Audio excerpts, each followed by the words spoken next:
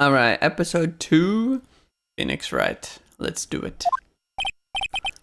Now, Miss Faye, I'll take what's mine. The papers. I'm sorry, but I can't give you what I don't have. Miss Faye. You are a poor liar. Why, I see it right over there. That must be the thinker that swallowed all those papers. How could you know? Oh, you are not cogniferous of my background. Gathering information is my business, you see. I should have been more careful. Oh, my dear Miss Faye, I'm so very sorry, but I'm afraid I must ask you for one more thing. Your eternal silence. Farewell, Miss Faye. What? Mia's gonna die?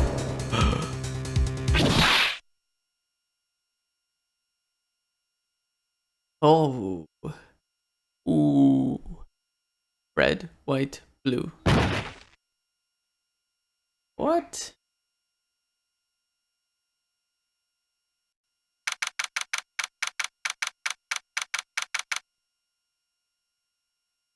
Faye & Co. Law Offices. Uh-oh, I'm late. Huh? That's strange. Guess the chief left without me. She said her sister was coming over, so we should all go out to dinner. That's not gonna happen anymore. Because Miss Faye's dead. What's that smell? Blood? Mia! Maybe she's in her office.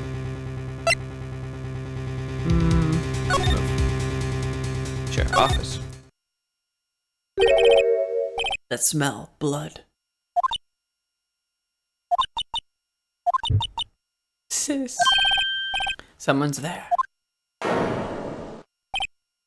It's the sister. Chief? Chief? Chief! Dead. Hello, Maya. What? What? Strange girl dropped out cold.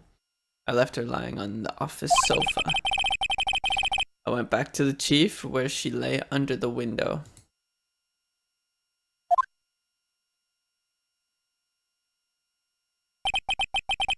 Her body was still warm. I could feel it when I held her shoulder. Then, all too quickly, it began to fade. Until finally she was cold. This is fucking dark. Ace.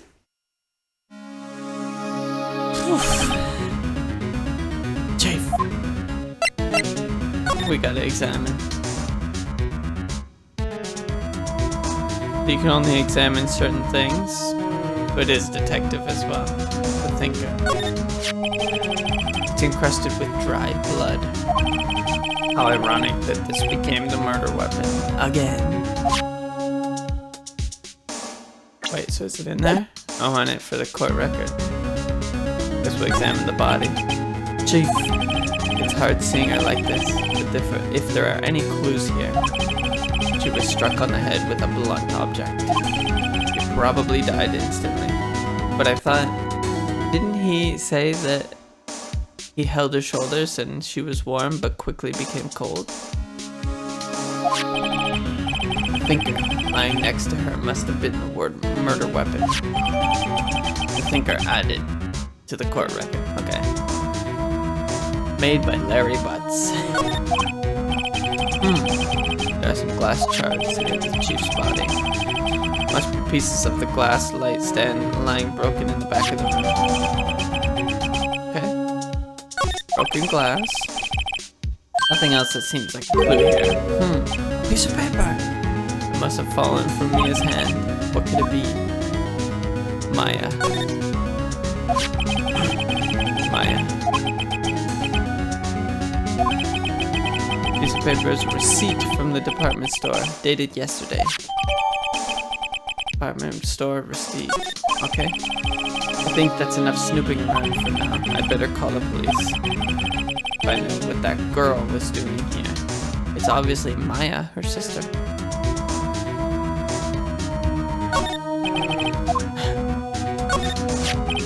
Oh, okay, so I already got it all.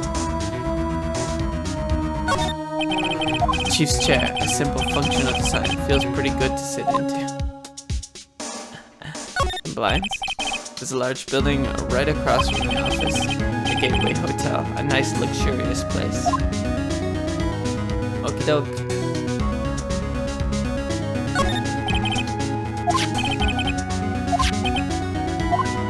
Okay. Options. Oh, no. Go back. Move. Offices. That girl just now. Where'd she go? Put it right there on that sofa. Uh-oh. I hope she didn't run on me. Yipes! Don't scare me like that. Excuse me, but who are you? It's okay. I work here. Maya Faye. Maya Faye? So Mia was writing this girl's name. Maybe I should show her the receipt.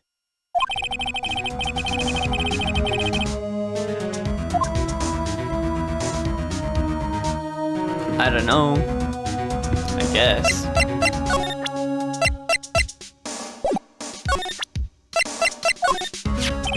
Before Mia died, she wrote a message with her own blood. She wrote it on the back of this receipt.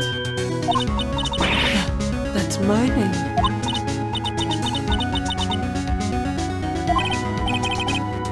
That's what we're trying to figure out, man.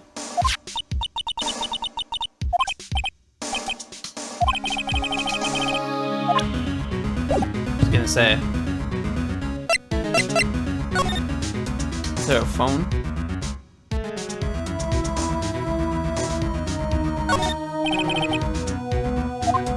Okay.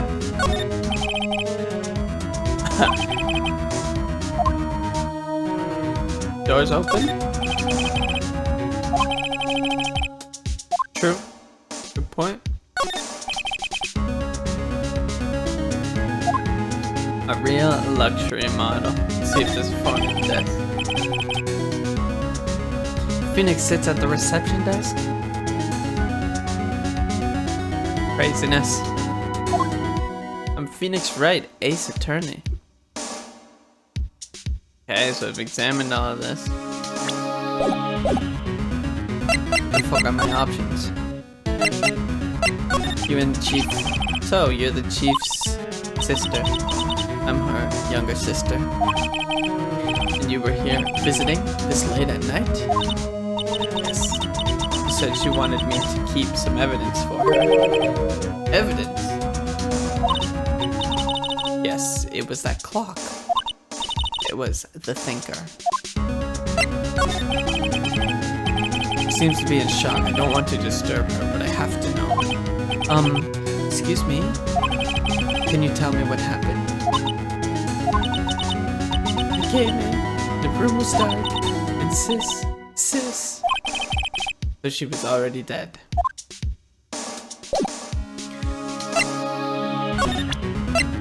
Let's present the thinker. About the thinker.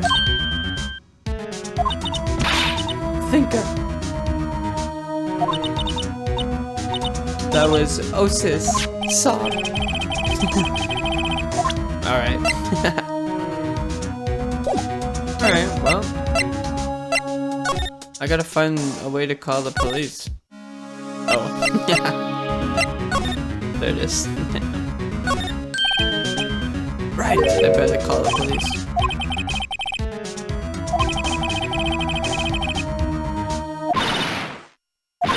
Police?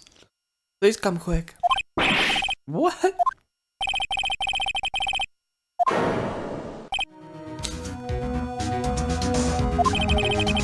She's staring right at me. She's holding a phone in her hand. She's gonna think it was us.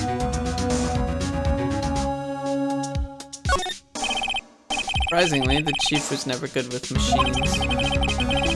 But all she used the PC for was email. She picked up this ancient model at some garage sale for practically nothing. Well, that's good for her. Let's look at her notes. The ledger book. Everything is written ultra neat handwriting. Makes a good bit of money, because you're lawyers. Lawyers make good money. Phone receiver is missing a few screws. I better not use it. Okay. Well, I gotta find something. All the chief's important documents are packed in here. This is where she filed her case records and recent rulings. Nice, okay. I looked at everything in here, so... Let's go back. Back to the office. Wee wee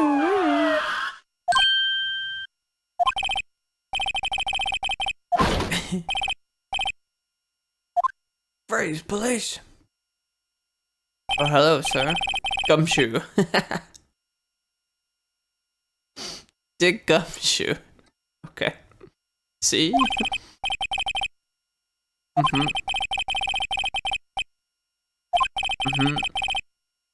Sure.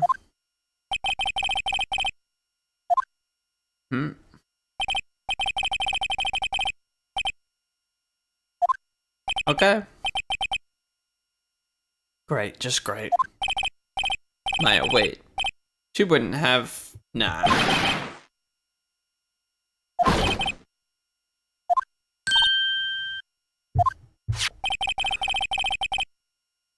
This word Maya mean anything to you? What a great detective. That's my name. What?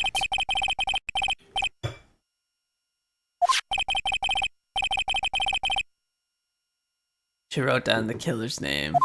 Oh, come on.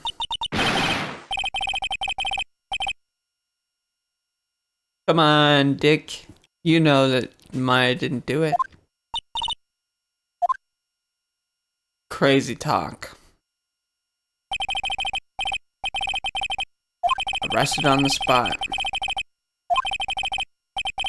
My eyes were heavy, but I couldn't sleep.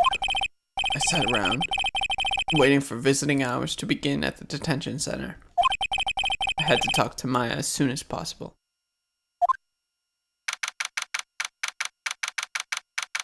Yeah, because I'm going to be her lawyer now.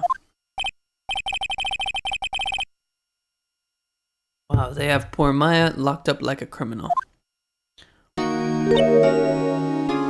Oh. It's you, the lawyer.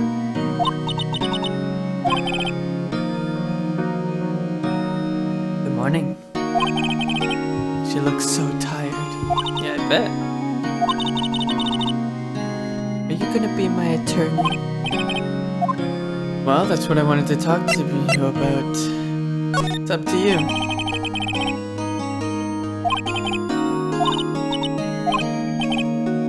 I don't think this is something I should decide. After all, you're the one in trouble here.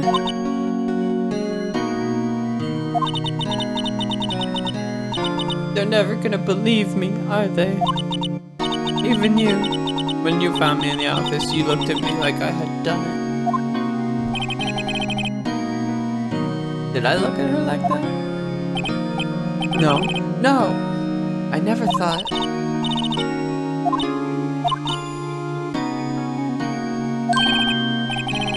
Heard what about me?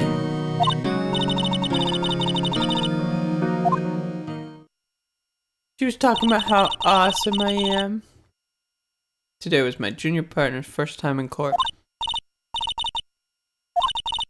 It was quite the scene. Honestly, I was on edge the whole time. It's been a while.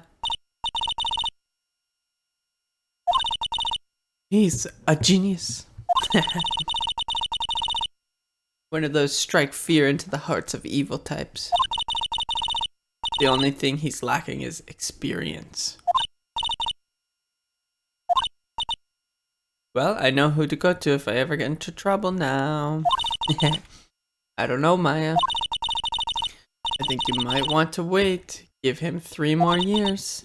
That is, unless you want to be found guilty. Oh, come on.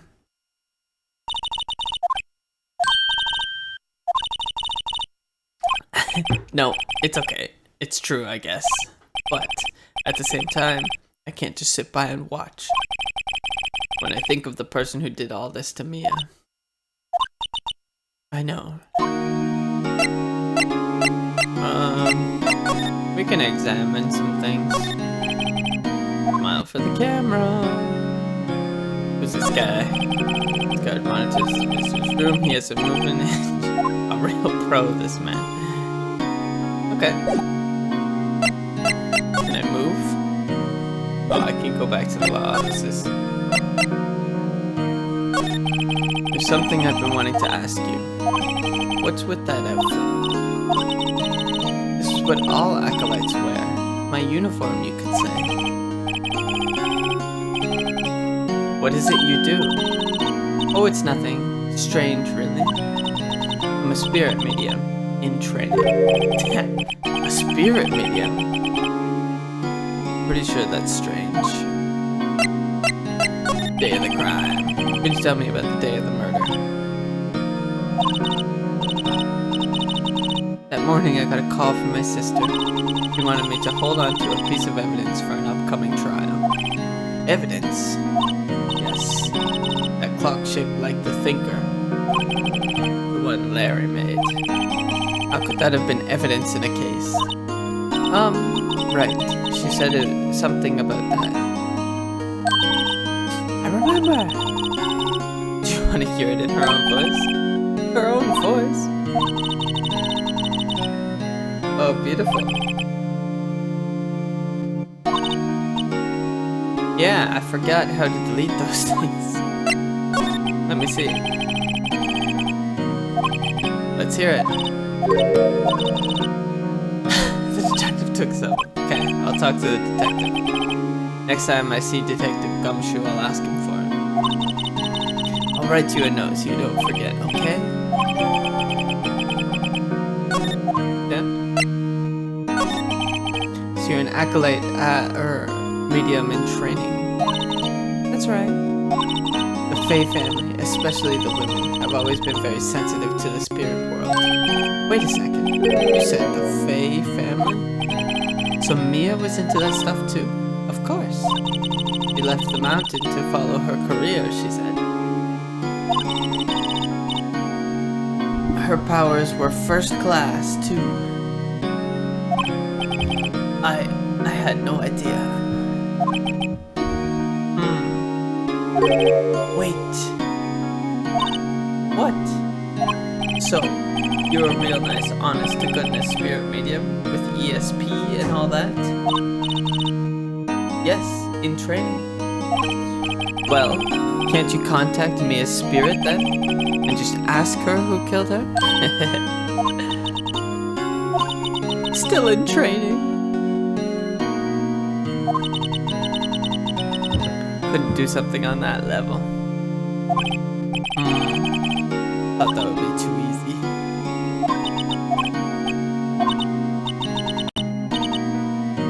Could I ask you a favor? This is the address of a famous lawyer. My sister gave me this a long time ago.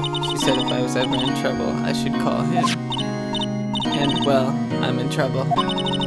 Do you think you could go ask him to represent me? Oh, come on.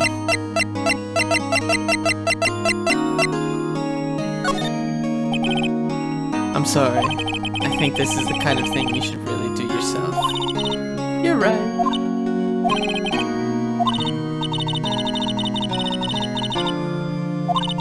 Nobody could get a hold of him. They couldn't find him. I have no one left to ask. Say, what about your parents? Okay, don't worry. I'll go ask him for you. Wow. I'm just worried what will happen if I can't find him. They told me that if I don't find one, the state will pick an attorney to defend me. When will that happen? 4 o'clock this afternoon? Jeez. Right, I'll be back. No, it's okay. I've kind of gotten used to it. Jeez. Let's see, that morning I got a call from my sister. She wanted me to hold on a piece of evidence. So then, when did you arrive at the office? Right around 9. The lights were off and I could smell blood. Then I found her, my sister. Thanks, Ma. That's all I need to hear for now. Okay. I guess we'll move to Roseburg Law Offices. According to the receptionist, the big boss is out. She couldn't say when he'd be back. It must be hard to keep track of everything when you're a famous lawyer. Not to mention run an office like this. I guess I'll just have to come back later. Sure.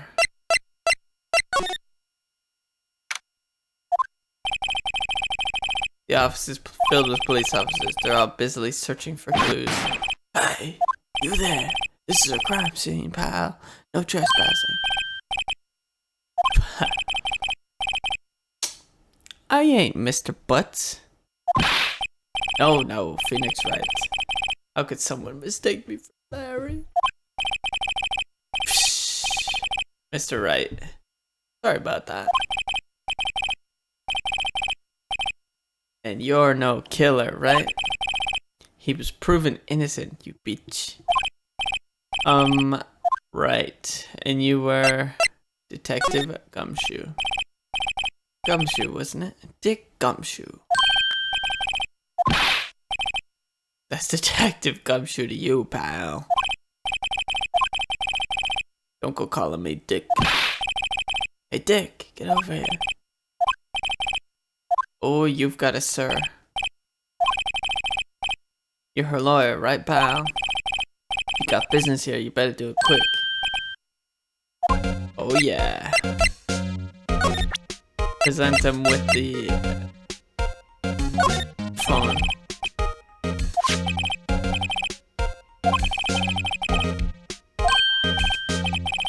Wait a second, pal. Tricky lawyer. What? Tell him straight. Something the matter?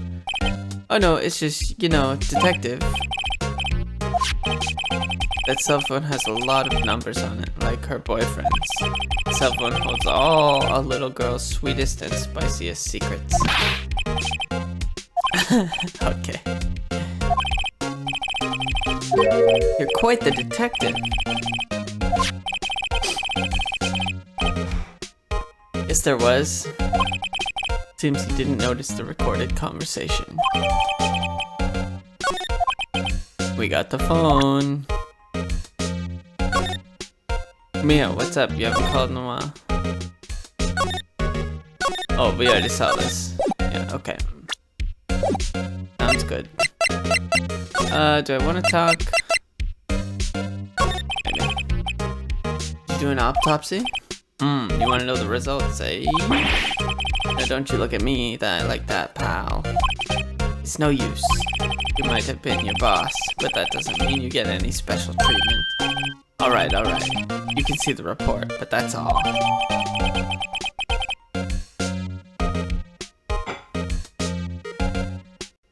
Single blunt force trauma at 9 p.m. Death was instantaneous. That's gonna be a key piece. Maya. About Maya. Yeah, I'm looking forward to the trial. Sorry, pal. This is one trial you aren't going to win. Why do you say that? The city has put Prosecutor Edgeworth on the prosecution. I'm sure you know what that means, you being a lawyer and all.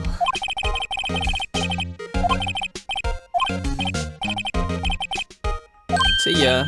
Oh wait, one more thing I wanted to mention to you. I don't suppose you're planning on talking with that witness. Anyway, you better not. No influencing a witness with your lawyerly ways, pal. true. Let me talk to this woman.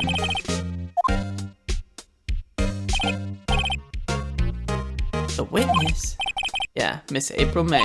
I'm sorry about this, but I can't tell you anything about her. Well, you just told me her name, Miss May, huh? So you've already sent her home then.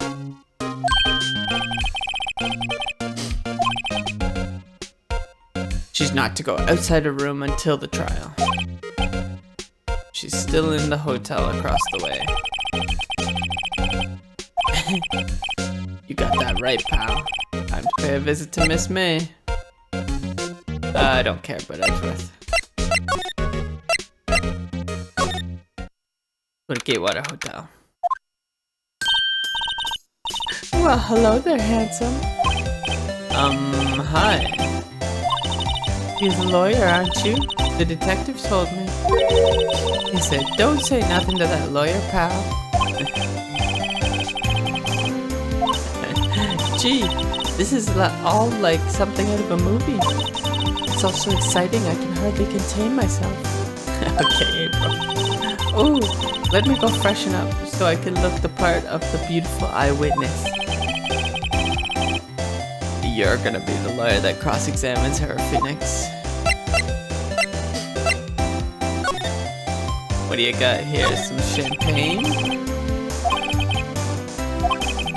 can see the inside of the room pretty clearly from here. I think it would be a little difficult to recognize a face from this distance, though. Okay, that's important.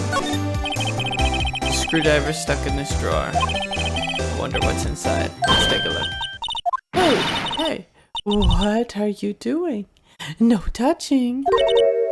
Oh, bad boy. You really shouldn't pry around in other people's rooms now. You wouldn't want to make me upset, would you? Wonder what could be inside that drawer. Think you could tell me something? I need you to describe what you observed at the time of the incident. Oh, observe incident? You sound just like a lawyer in the movies. I like a man with a big vocabulary. Better not encourage her. Or, you know that thing that happened the other day? The bad thing? What did you see when it happened? I don't suppose you can tell me about it, pretty please? Let me see. Dream on. If you want to know, you'll have to just come to court tomorrow, Mr. Lawyer. See, there are 2 glasses on the table. Is someone staying here with you? Ooh. You must be one of those famous detectives like on television. Oh, no, not me. I'm, just a lawyer. Say, Mr. Big Detective, why don't you go look for clues in the garbage?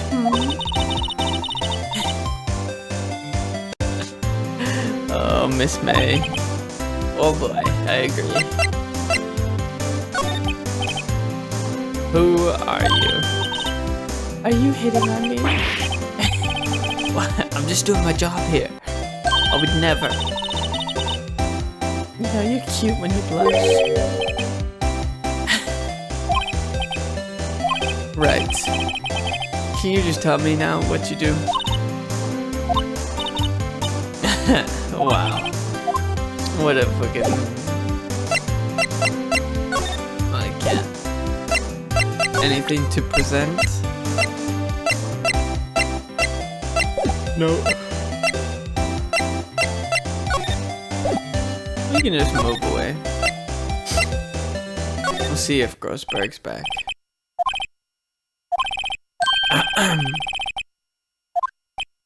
Oh, is this Mr. Grossberg? Yes, that's me. That badge on your collar. So you're a lawyer, are you now? He sounds like he's talk just like that.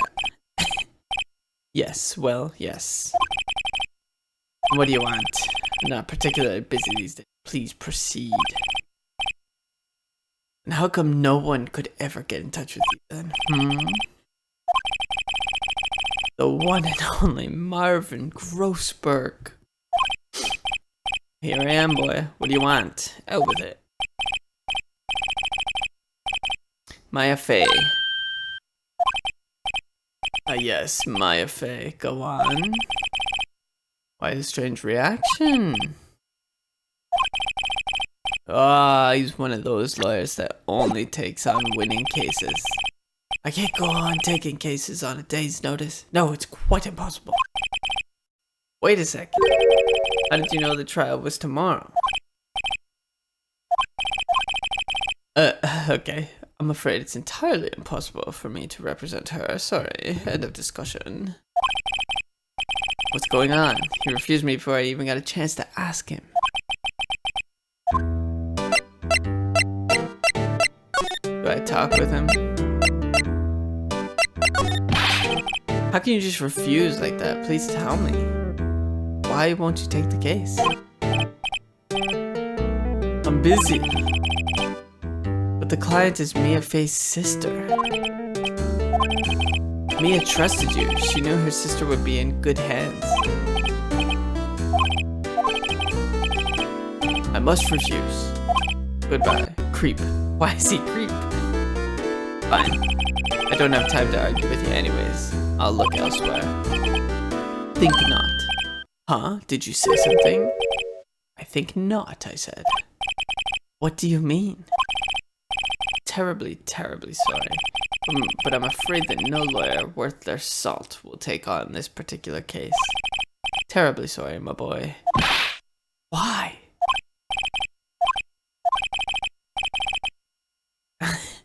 Wow. What is going on here? Wonder if the prosecutor is gonna be the murderer. Quite a painting. My pride and joy.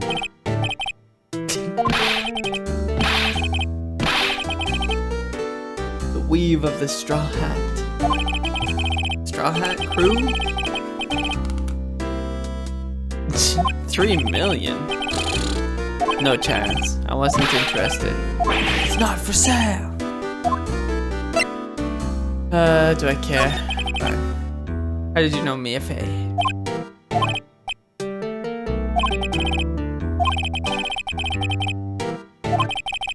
She left one day quite suddenly.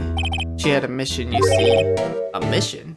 You'd see it in her eyes. She followed it with a burning passion. Never looked back, that one. Okay, cool. Alright, peace out. Going back to represent my... Hiya! Oh, you're back. Did you find the lawyer? Well, see... I really don't think you should use that guy. He didn't seem healthy. He was all skin and bones. He was fat. He refused to help. Good job, Maya. I see. I've been abandoned then. Just let me be your lawyer. Sorry, I've never seen that before. I'm trying to show you that I'm a lawyer. What about your family? Father died when he was very young, and I don't know where my mother is. You don't know? She could still be alive. The women in my family have been mediums for generations. They say a lot of spiritual power runs in your blood. About 15 years ago, our family was involved in an accident. There was a man, he ruined our mother's life. After that, she disappeared. Several years after that, my sister announced that she would become a lawyer. Left the mountain. So, you live by yourself? Wow. True? I feel bad for her. All by yourself up on that mountain? So who is this man who, ruined your mother? It was an unusual murder case. It made quite a stir, everyone was talking about it. The police were running out of leads and they were getting desperate. Wait, they didn't use a spirit medium, did they? Wow, so what happened? The case was solved, we thought. You thought? The man my mother helped the police capture was innocent. The police's consultation with a medium had all been carried out in secret, of course, but a man found out about it and leaked it to the press. He told all the papers that my mother was a fraud and the media jumped on it big time. My mother, became the laughing stock of the nation. I see. White. Excuse me? White? That was his name. My sister told me. White? Maya, I am going to be your fucking lawyer. Just chill out.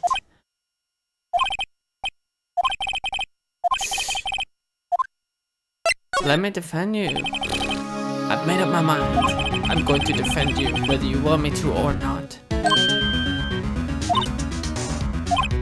Why? Well, someone else. You aren't the culprit. Someone else is. I have a hunch. There's something about this whole thing that smells fishy. That witness's strange behavior, was that all an act? And the way that lawyer refused to help out Maya. But more than all that, she has no one left to help her. Nothing is more sad or more lonely than that. I know. I've been there a long, long time ago. Why did I become a lawyer in the first place? Because someone has to look out for the people who have no one on their side. Yeah, Maya.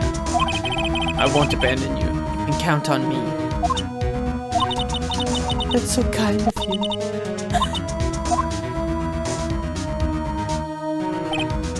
Well, let's fight this one and get you out of here. Oof. She smiled at last. She looks like an entirely different person. One last question. You are innocent, right? Yes! I trust you, Mia. It's a deal.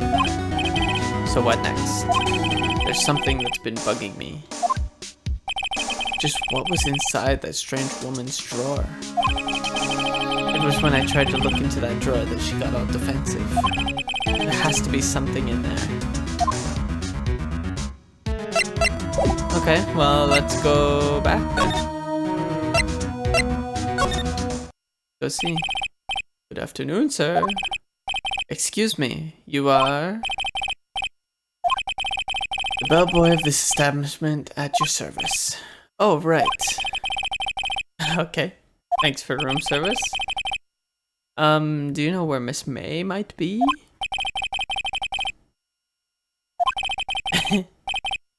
Yeah, okay, peace out. Steve. Go away, go away. Yeah. Wait, no, hey! Why does it seem like every time I come here, I end up embarrassing myself? Wait, now's my chance to snoop around a bit. Ah, I almost forgot. He came back quick. Mr. White of Blue Corp. Oh right, sure, Mr. White, Blue Corp. Where have I heard that name? We know. We know. White was the name of the guy who ruined Mia and Maya's mother. Could it be a coincidence? Alright, let's look inside this fucking drawer. Screwdriver sticking out of that half-open drawer. Now's my chance to see what's inside. What do we have here? Ah, wiretap. Now, what would a woman like her be doing with a thing like this? We can just take shit. There's definitely something suspicious about this Miss May. Why would she have something like this in her hotel room? There's a story behind this. know it. Alright. I'll be using this bit of evidence in tomorrow's trial, that's for sure. For Maya's sake, I'll get to this woman's bottom. Wait. I mean, you know what I mean. Oh, bellboy. Time to scram. I look forward to tangoing with you tomorrow, Miss May. In court.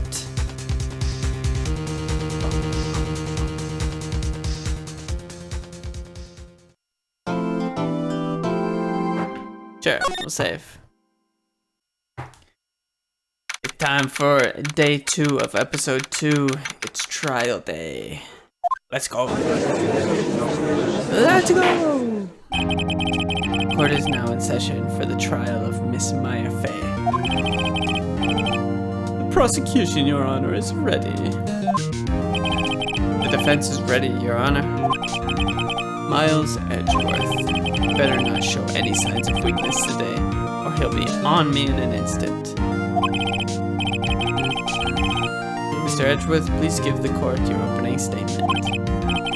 Thank you, Your Honor. The defendant, Miss Maya Fey, was at the scene of the crime. The prosecution has evidence she committed this murder. And we have a witness who saw her do it. The prosecution sees no reason to doubt the facts of this case, Your Honor. I see. Thank you, Mr. Edgeworth. Let's begin then. If we may call our first witness, Your Honor. The prosecution calls the chief detective at the scene, Detective Gumshoe. Dick Gumshoe. Witness! Oh, that's Edgeworth. Witness, please state your name and profession to the court. Sir! My name's Dick Gumshoe, sir! I'm the detective in charge of homicides down at the precinct, sir! Detective Gumshoe, please describe for us the details of this murder. Very well, sir. Let me use this floor map of the office to explain. The body was found by this window here. And the cause of death? Oh, and the cause of death? Lots of blood due to being struck by a blunt object, sir. The murder weapon was a statue of the Thinker found next to the body, sir. It was heavy enough to be a deadly weapon, even in a girl's hands, sir. Objection! The court accepts the statue as evidence, still calling it a statue. Floor plans added to the court record. Beautiful. Now, detective. Yes, sir! You immediately arrested Miss Maya Fey, who was found at the scene, correct? Could you tell me why? Yes, sir. I had hard evidence. She did it, sir. Detective Gumshoe, please testify to the court about this hard evidence. Alright, testimony time, baby.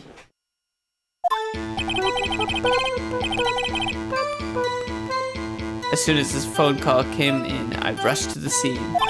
There were 2 people already there. The defendant, Miss Maya Fey, and the lawyer, Mr. Phoenix Wright. I immediately arrested Miss Maya Fey. Why? We had a witness account describing her. The witness saw Miss Maya Fey at the very moment of murder. The very moment you say. Very well, Mr. Wright, you may begin your cross-examination. I could. Maya just threw something at me.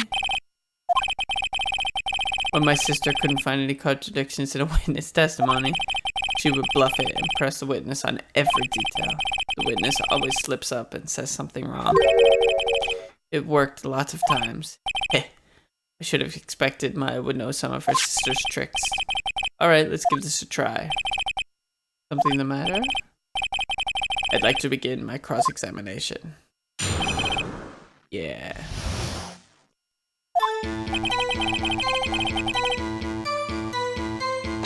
Hold it! Who did you say you got the call from? Hey pal, don't play dumb. You know who. The call was from a customer at the Gateway Hotel, right across from the crime scene. Okay, I pressed. Not sure if it did much though. Right, please continue.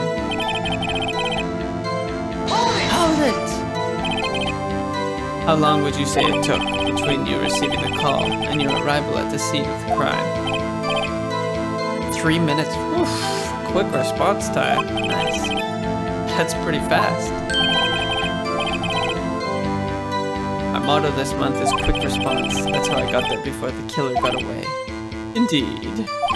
So, tell us who the two people you found on the scene were. Excuse me, Mr. Edgeworth, this is my cross-examination, not your direct examination.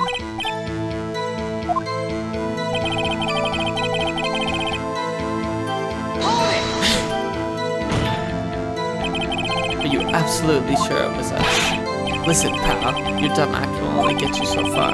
With her funky hippie clothes and your spiky hair, you two stand out like suspicious people at a crime scene.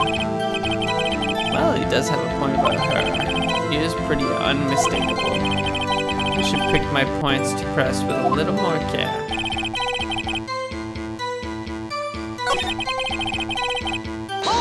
Hold it!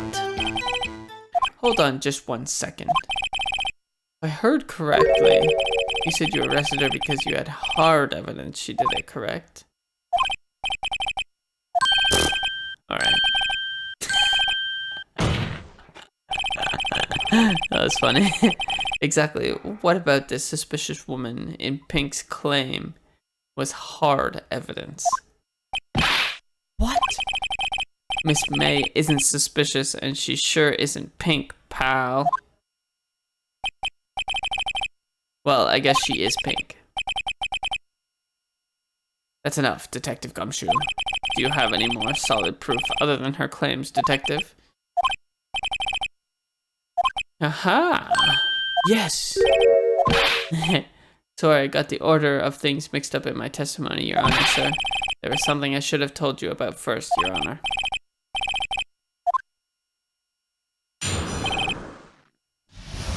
The hard evidence. Go. After securing the suspect, I examined the scene of crime with my own eyes. I found a memo written on a piece of paper next to the victim's body. On it, the word Maya was written clearly in blood. Lab test results showed that the blood was the victim's. Also, there was blood found on the victim's finger. Before she died, the victim wrote the killer's name. I know how to object to this. How you like that? That's my hard evidence.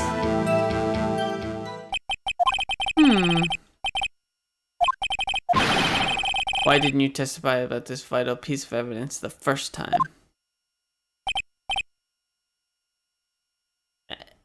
I'm real embarrassed. I forgot about it, Your Honor, sir. Come on, Judge. You can't do shit like that. Just let me catch him. It's fine.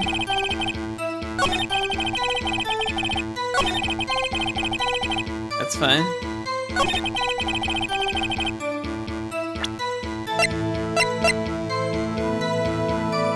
Objection! Objection! There's one thing I want you to clarify for me here. Say that the victim, Mia Fey, wrote on this note that she was accusing the defendant, Mia Fey. That's really what you're saying? This isn't one of those lawyer tricks now, is it? Lawyer tricks? We don't have those. Of course she wrote it. Who else could have? You have it backwards, Detective.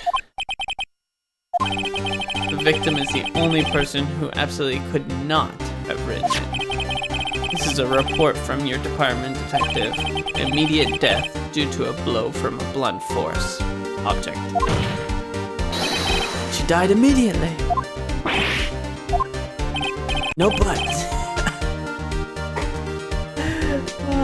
What a tactic. No butting your way out of this one, detective. We gotta listen to the order in the court every time.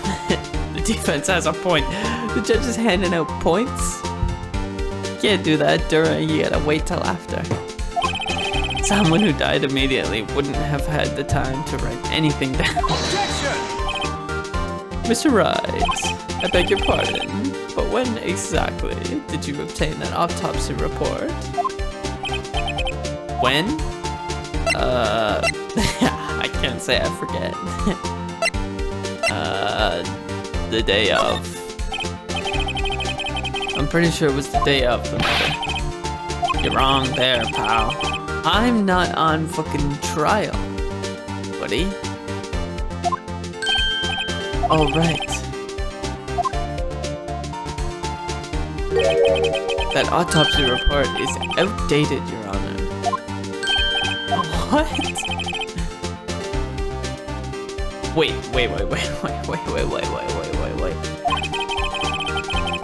Was almost immediate. But there is a possibility the victim lived for several minutes after the blow. How can there be 2 autopsy reports? Yeah, so... okay, Edgeworth. No way! Your Honor, it's quite easy to imagine that the victim did have time to write Maya. You can't bow!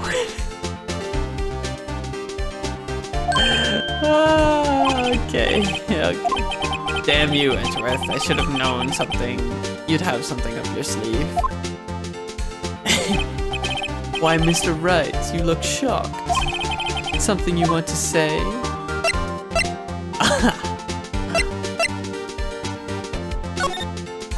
Mr. Edgeworth, I've heard there's nothing you won't do to get your verdict. What reason could you possibly have to request a second autopsy report? That wasn't a personal attack. Mr. Wright, say what you will. The evidence in this report is undeniable. Your Honor, I submit this report to the court. Sure. We can work with this. It's fine. Well, Your Honor, the evidence strongly suggests the victim was identifying the killer.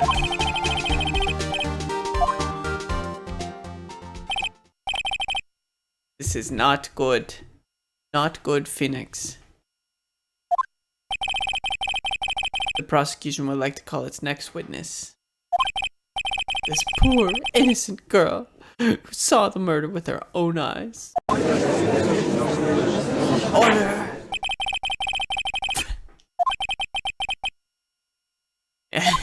No part of her is innocent.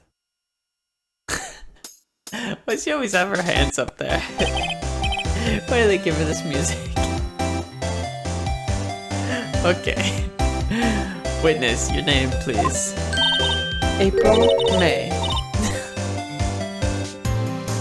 The boob physics.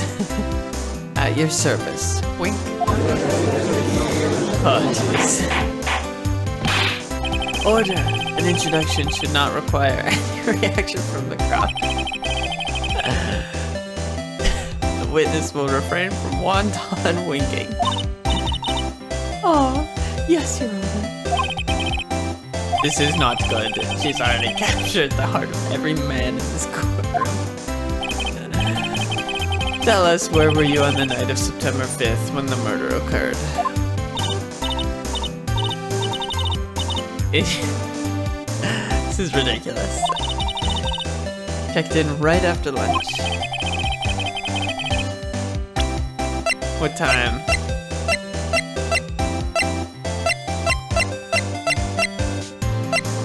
It doesn't say what time she died now. Okay. And this hotel is directly across from the Fay & Co. law offices. That's right, big boy. Please testify to the court what you saw. This is ridiculous. It was like 9 at night. I looked out the window, you know. And then, boom, I saw a woman with long hair being attacked. The one attacking her was the mousy girl sitting in the defendant's chair. Then the woman, dodged to one side and ran away.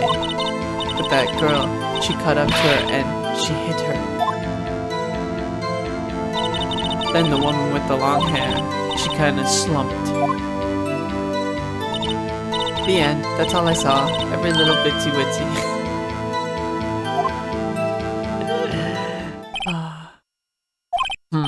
Well, Your Honor, I see. It is remarkably solid testimony. What? You can't just not allow me to cross-examine. That goes against due process. Yes, Mr. Wright. What about my cross-examination?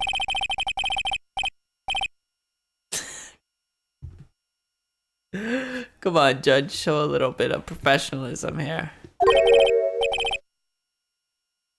I was. You must know her techniques well. Her cowardly way of finding tiny faults in perfectly good testimony. Hey, how dare you? Well, Mr. Wright, will you cross-examine the witness? Yes. Motherfucker, let me cross-examine. I'll gladly proceed. If only because I have a feeling Edgeworth doesn't want me to. Of course. She has to have some weakness. Thank you.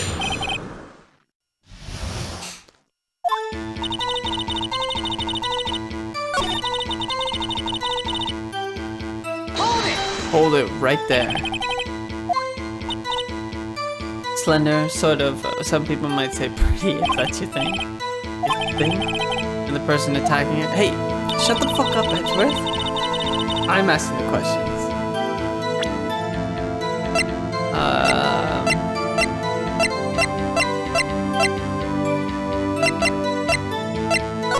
Murder scene. Okay, presented. Objection. This evidence clearly reveals the contradiction in that statement, Your Honor. Oh. So what? Okay, so the window was so far you can't see that it is. You can't see who it is in there. That's what it said. Maybe I have to do it this way. How do you know she was the defendant? Huh?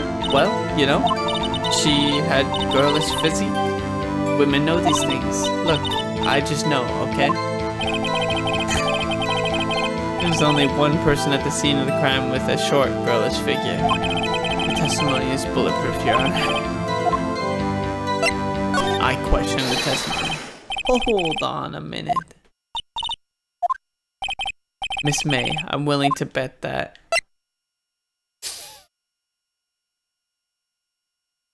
Yeah, exactly. Edgeworth is attacking the shit out of me, and the judge is saying nothing. Also, I'm cross-examining the witness. He can't say shit. You gotta let me do it. It's ridiculous. Edgeworth is a slime ball. You saw nothing or you're lying. I'm gonna go with you saw nothing because the window is too far. Did you really see the defendant at all? She just says erp. Mr. Wright, what's the meaning of this? Yes, what is the meaning? Somebody tell me because I'm clueless about this, I mean. But everything else, she's perfect though. If you really witnessed my client, Maya Fey, you would have noticed her clothes before noticing her physique.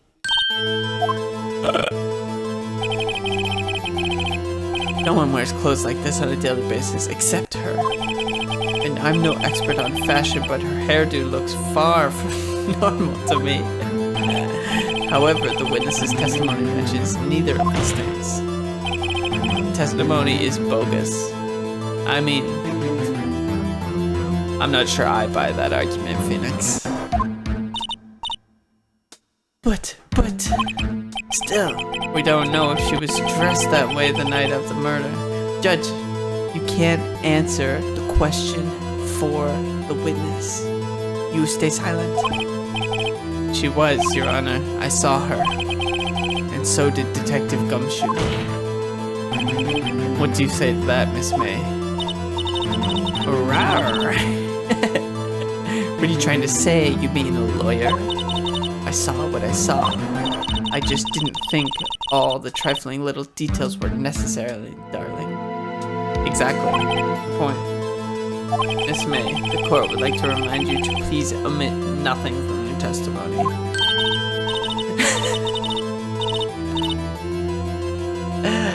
This is ridiculous. Your testimony again, if you would. I almost had her. Now I just need some evidence to push her over the edge. I did see everything. I did. The victim, the woman, dodged the first attack and ran off to the right. Then the girl in the hippie clothes ran after her. And she hit her with that weapon. I saw it. I did. That clock. Kind of statuey clock. The thinker, I think. Well, does the accuracy of my report not startle you? Teehee.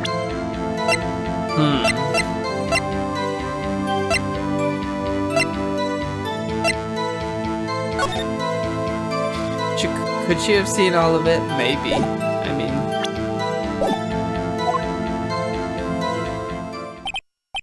I see. I only wish you had been so detailed from the beginning. Please begin the cross-examination. Don't get to... There's no try-agains in real court. You give your testimony, then there's a cross-examination, and whatever was said is on the record, and that's it. No do-overs. I did see everything. I did. The victim, the woman, dodged the first attack and ran off to the right. Then the girl in the hippie clothes ran after her, and she hit her on the head with that weapon. I saw it. I did.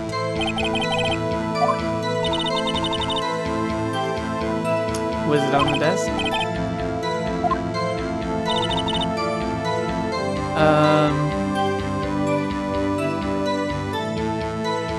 I don't know what I'm supposed to...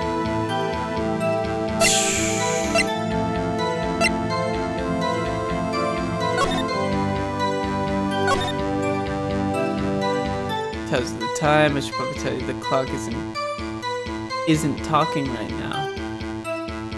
Okay.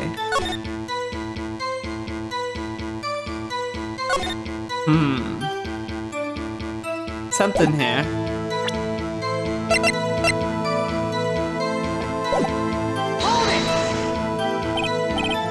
A clock?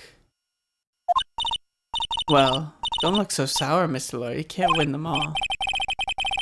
I'm onto something.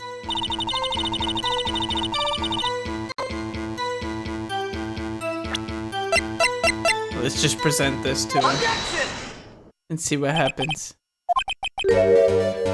Quite revealing. Ooh, you'd like that, wouldn't you, naughty Mr. Lawyer? You said that the statue of the thinker was a clock, but there's no way of knowing that just by looking at it, and it doesn't work. Another person in much the same position as you recently called this a clock too, and he was found guilty. Okay, that means nothing. Order. Miss May, can you explain how you know this was a clock? Objection! Okay, sure. Relevance. Alright, that's a legitimate objection. Let's explain this. Objection! No, you can't object to an objection. Questions are all I've had. As you may recall, I've caught murderers with these questions before.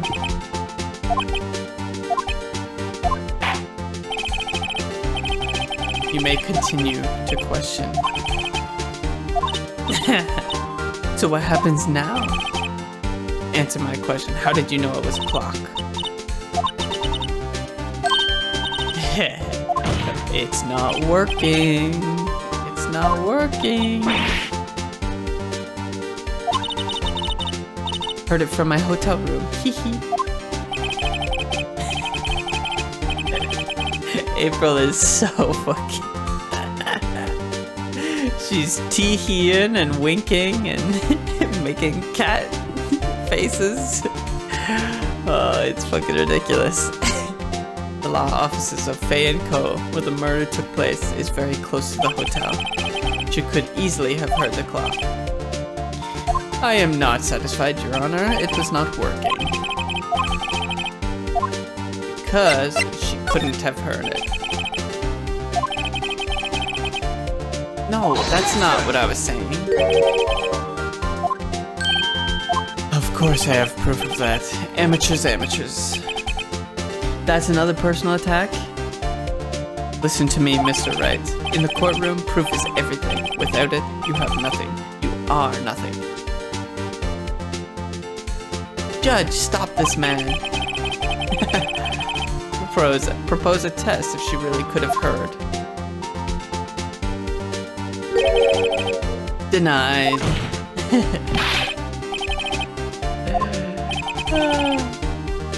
With no directed bearing on the case at hand. I mean, he may have a point that way. May have a point that this really means nothing. I mean, it just means she's lying. So, credibility issues, but...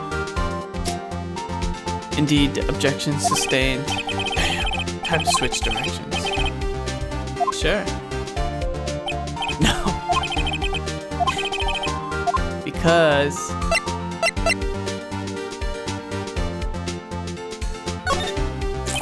I meant it, she couldn't have heard it because it couldn't have rung. It's broken. You think? Exactly, you just said. Just look at it, Your Honor. Please examine the clock. Oh!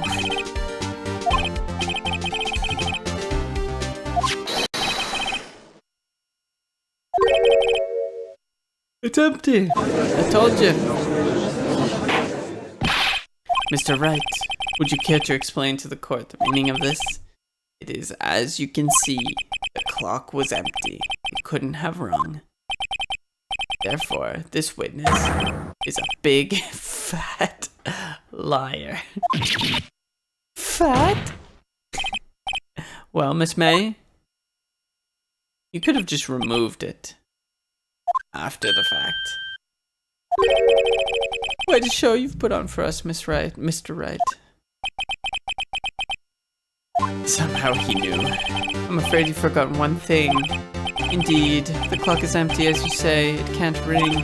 However, you must ask, when was the clockwork removed? If it was after the witness heard the clock, then there is no contradiction. As if the judge didn't think of that. It is a possibility, you're right. Exactly why it doesn't matter.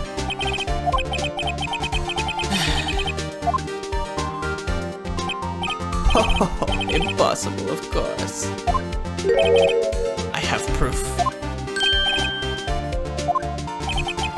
Wasn't it you who told me proof is everything?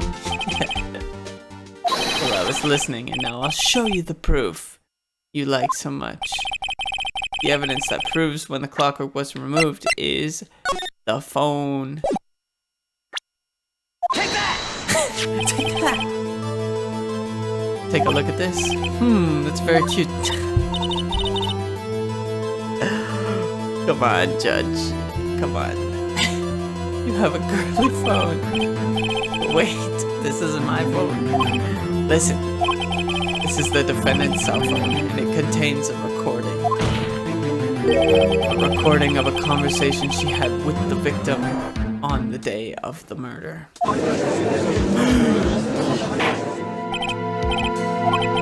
The defendant's... He's getting crazy, eh? The defendant's cell phone? This wasn't brought to my attention. Perhaps Detective Gumshoe overlooked it. The good detective better remember he's up for evaluation soon. Gotta say, I'm starting to feel bad for the big fella. Let's hear the conversation. So you just want me to hold on to the thinker for you then? If you could? Ah, I should probably tell you, the clock isn't talking right now. There it is. Huh? It's not working? That's lame. I had to take the clockwork out, sorry. Hey, I don't like that noise. Your Honor, I think this makes it clear the clockwork was already gone by the time this was recorded. Which was well before the witness even arrived at her hotel.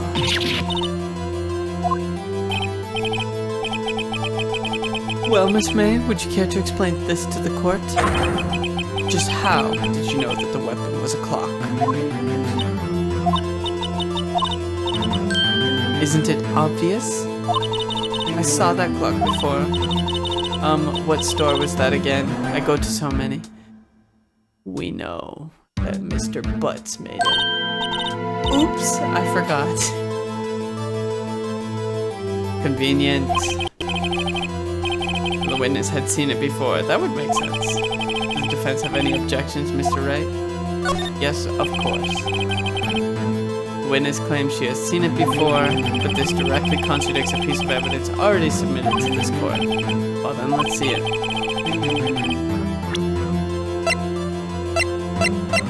Made by Larry Butts. Take that! Take that! It's simple. This clock was never in any store, ever. A friend of mine made that clock. Only 2 exist in the world. And the one that isn't here is in police custody. Impossible. Everything is sold in stores. Miss May, I think it's high time we went shopping for a better excuse. You get him, Phoenix. You get her. High time you went shopping for a better excuse. Oh, excuse is not on sale today? Oh, ho ho.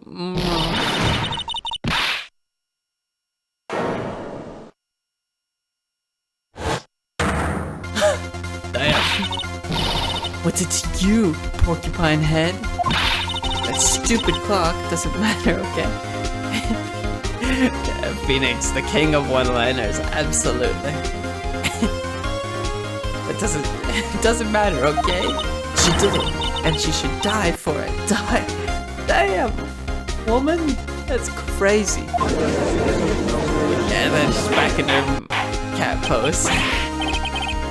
Yeah, let's not get ahead of ourselves. Jeez, this is a court of law. The witness will remain calm. Oh, silly me. Did I, like, lose it? I guess I did. Back to the boob bouncing. Scary. Miss May, let me ask. Tell me, how did you know the weapon was a clock? Does the defense have an opinion on this behavior? Yes, Your Honor. Allow me to explain how I see the truth of the matter. Miss April May, you knew the weapon was a clock because you had heard about it. The witness had never held the clock in her hand. However, she had heard that it was a clock. That is correct, Your Honor. There is no other way she could have known the thinker was a clock. And I can show you the proof. Well, this isn't...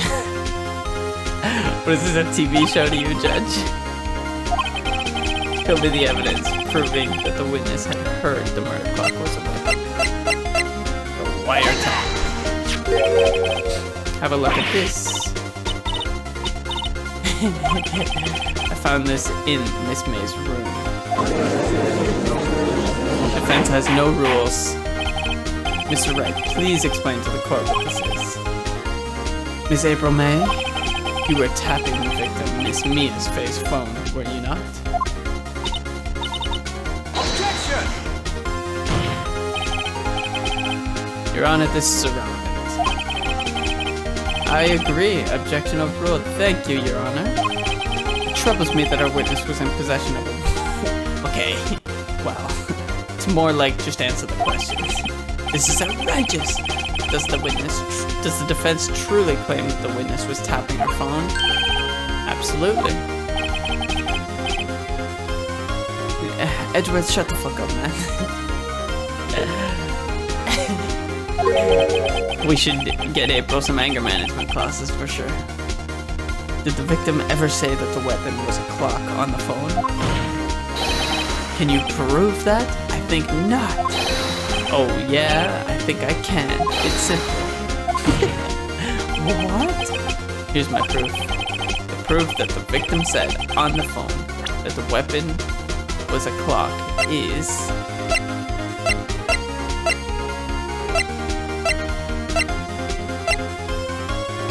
I don't actually know.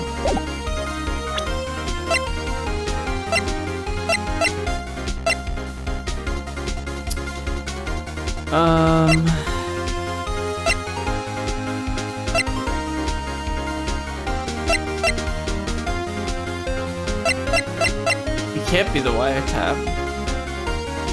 Proof that the victim said on the phone. Oh, well, it's the phone.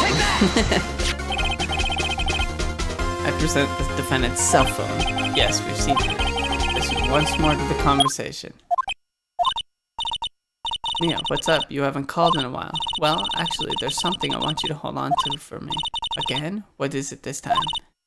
It's a clock. A clock.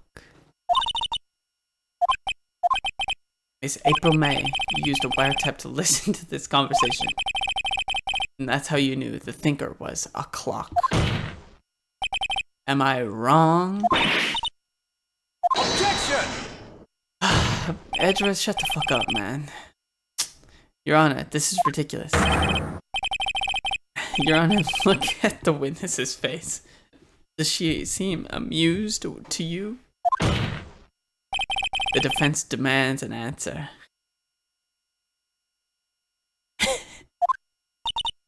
La.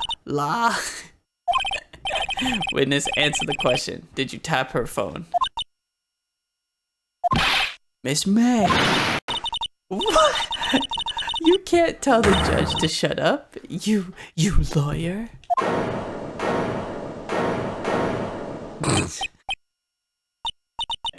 It's no fair.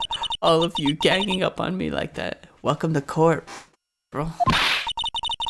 Oh, so I'm the bad girl. Is that it? No, you just gotta answer questions. That did it. The court's seen the real Miss April May now. Now to deal the final blow. No, she didn't do it. It was pink hair, man. Why the wiretap? Exactly. Yeah, everybody who's going up against Phoenix just does not have a brain. That's for sure.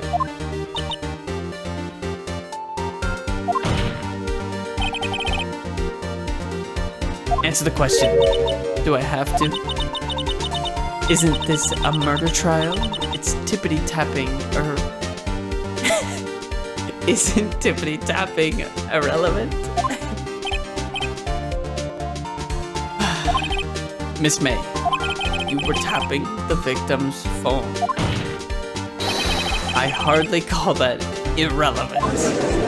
That's not a question. We gotta ask a question.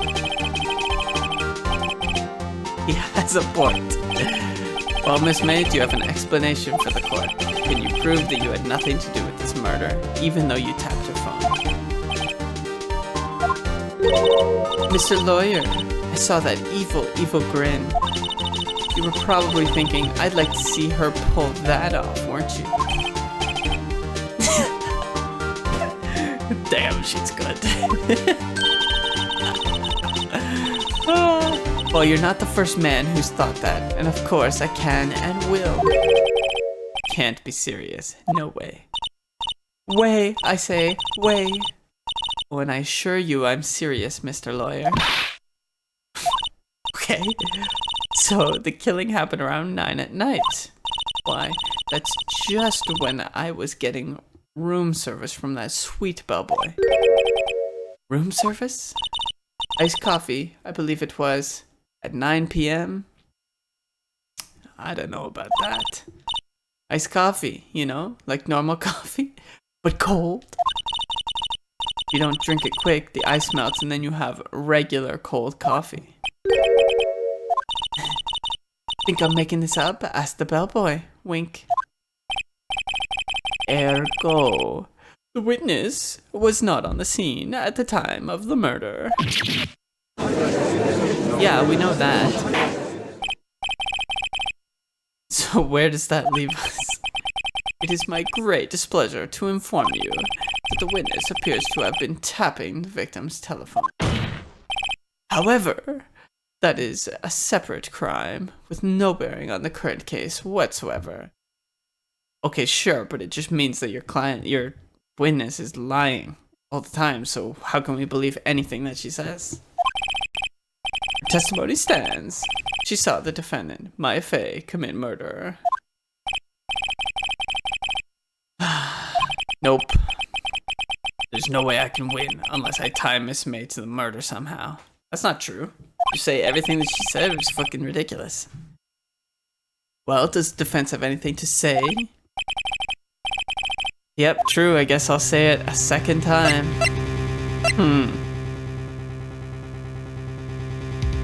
Could call the bellboy, but what's the bellboy gonna give us?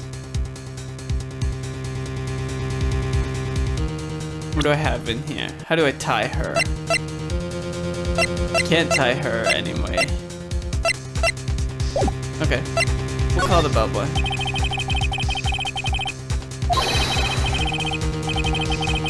So, in a real court trial, you'd have to make your witness list beforehand. You can't just call surprise witnesses.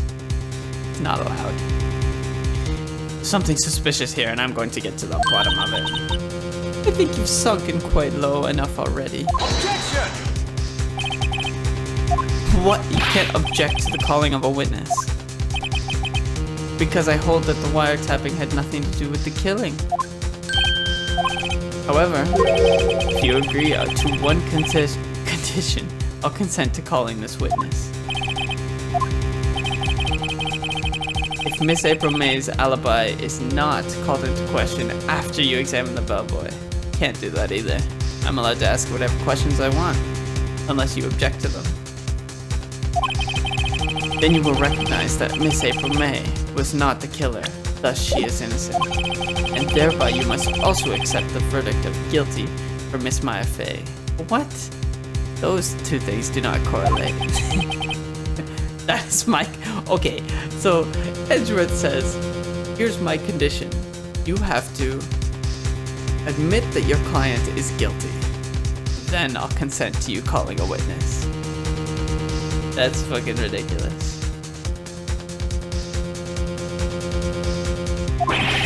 What? I better find something suspicious in that bellboy's testimony. Otherwise...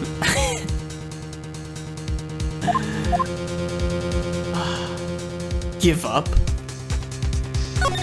Fine, fuck it. Got nothing to lose except, well, everything. Understood. I accept your condition.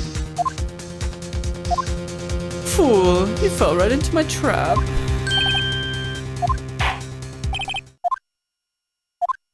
Hotel bellboy to the stand. I believe we're ready for the witness to testify. He certainly does look like a bellboy. They always get away with it. He certainly does look like a bellboy. Why is he holding tea and biscuits in court? That's ridiculous.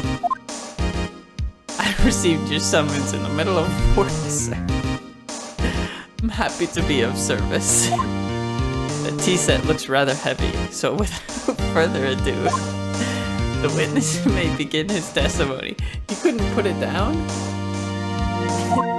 Very good, sir.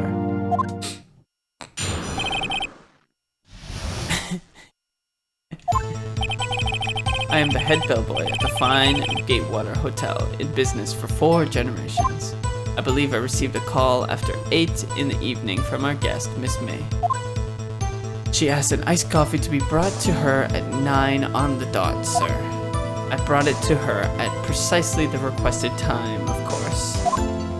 And I delivered the iced coffee to our guest, Miss May herself. I see. What? Him carrying the tea tray is so funny. Right, I'm ready, I hope. This is it. If I can't prove Miss May was involved with the murder now, Maya will be finished. Okay, let's see.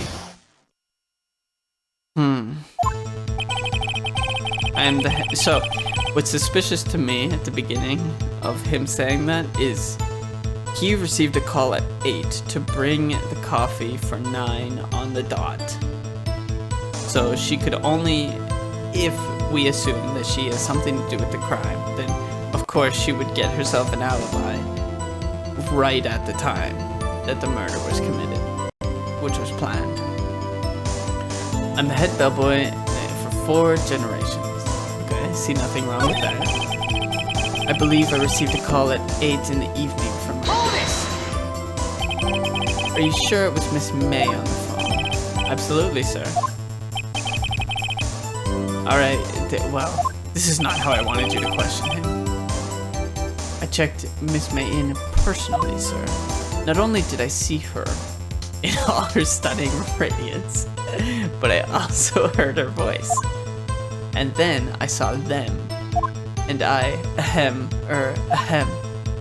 Point being, I remembered her quite well, sir. Ah, them. Who's them? How did you not pick up on that, Judge? Why couldn't I press that any further? Hold it right there. 9 o'clock on the dot, you say? Yes, I confirmed that in detail several times. She was watching a program on the TV, and I wished to drink after she finished. Sure. 9 o'clock, the time of the murder. At precisely the rest question name, of course. Precisely 9 o'clock then. Precisely, exactly, and most definitely, sir, 9 p.m. So then how did she witness the crime? How can you be so sure? Miss May was quite insistent that it be brought then. Oh, bellboy! Teehee! I'd like iced coffee at exactly 9. Something like that, sir. Therefore, I knocked on her door at the crack of 9, sir. Why would she be so particular about the time? And I delivered the iced coffee to our guest, Miss May herself. I already pressed this issue. Objection! Objection. Your Honor, that statement contradicts this evidence. It does? Okay.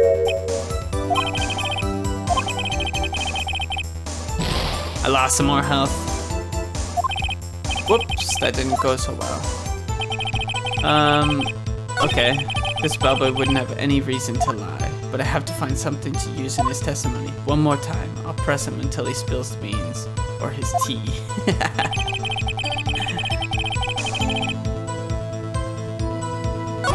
I believe I received a call after 8 in the evening.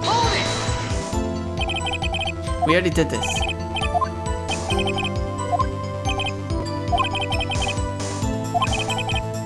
Them. So how I want to press this.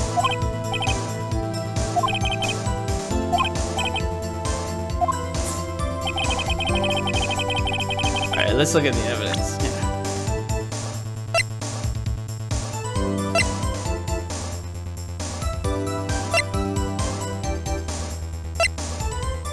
I mean, what does the glass do? I haven't been able to do anything with the glass. Okay, so we press that. Yeah.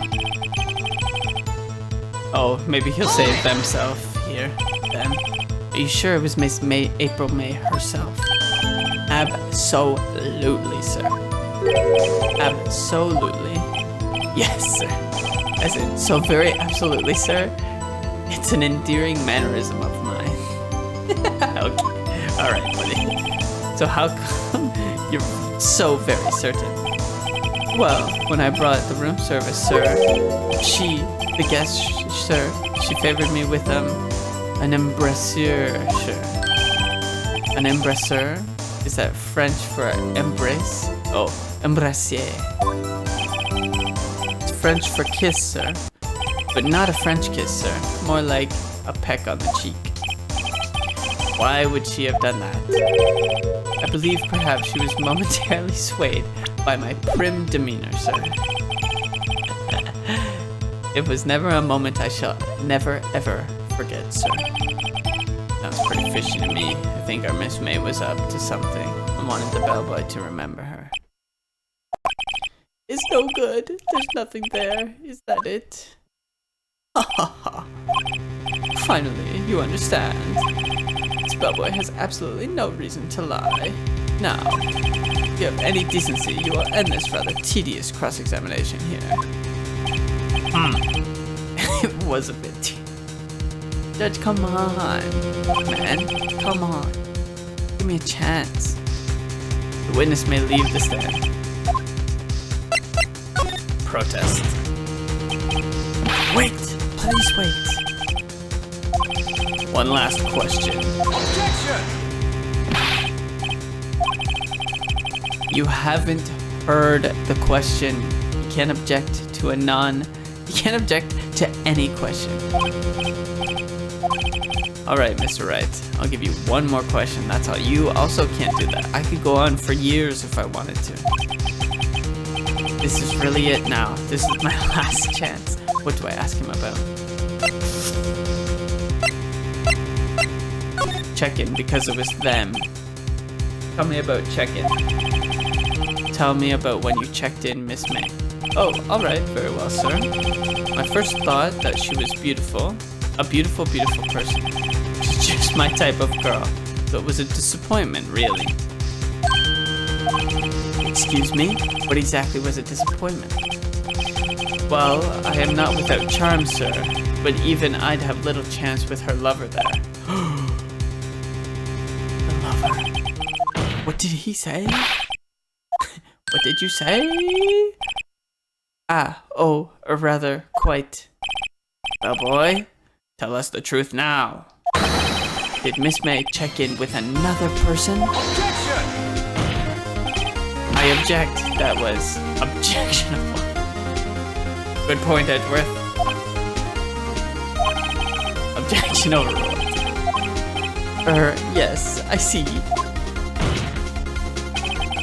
Why did you not mention this in your testimony? Well, sir, you didn't ask. Nice try. That's the sort of thing you're normally supposed to mention. Ah, yes, quite, indeed.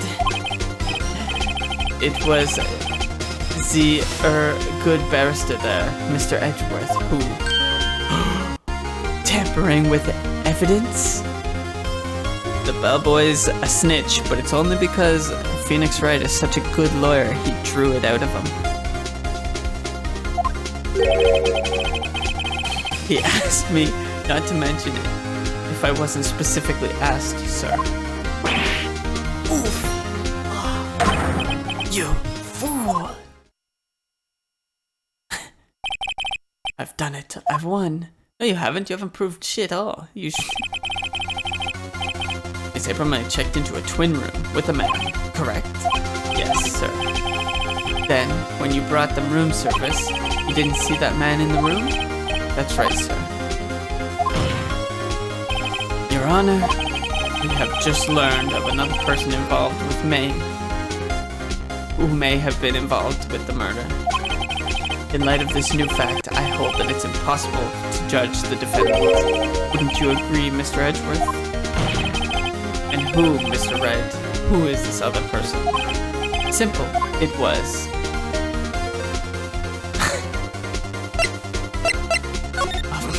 Great option to stick with me there. The man who checked in with Miss May. As if he didn't see that coming. Your Honor, as has been previously revealed, Miss April May was tapping the victim's phone, yet Miss May herself has an alibi at the time of the murder. However, that does not clear the man that was with her. The bellboy saw no one else in the room at the time of the murder. My, what a convenient little setup, but it's too late. Too late? I suppose you'd like it if it was too late, wouldn't you, Edgeworth? After all, it was you who hid the presence of this other man from the court. Yeah, you should be held in contempt of court, Edgeworth. Tampering with evidence. Upstart. Amateur. These accusations are ludicrous. Such a lame hit of the gavel. Enough. The court acknowledges this defense argument. I expect the prosecution and defense to look into this matter fully. Am I understood? Yes. Yes, Your Honor. That is all today for the trial of Maya Fey. Judge is a poet. Court is adjourned. Okay. Nailed it. Mr. Wright, you were amazing in there. Really? I think I might be your newest fan. Oh, I was just doing my job, you know? Ah, you love it. Then again, that other attorney was pretty cool too. Huh? That face of his, with his eyes wide and trembling lips, sends shivers up my spine. If you say so. So what happens with me? Do I get to go home now? Well, no, I don't think so. Not yet. But I got a great lead in today's trial.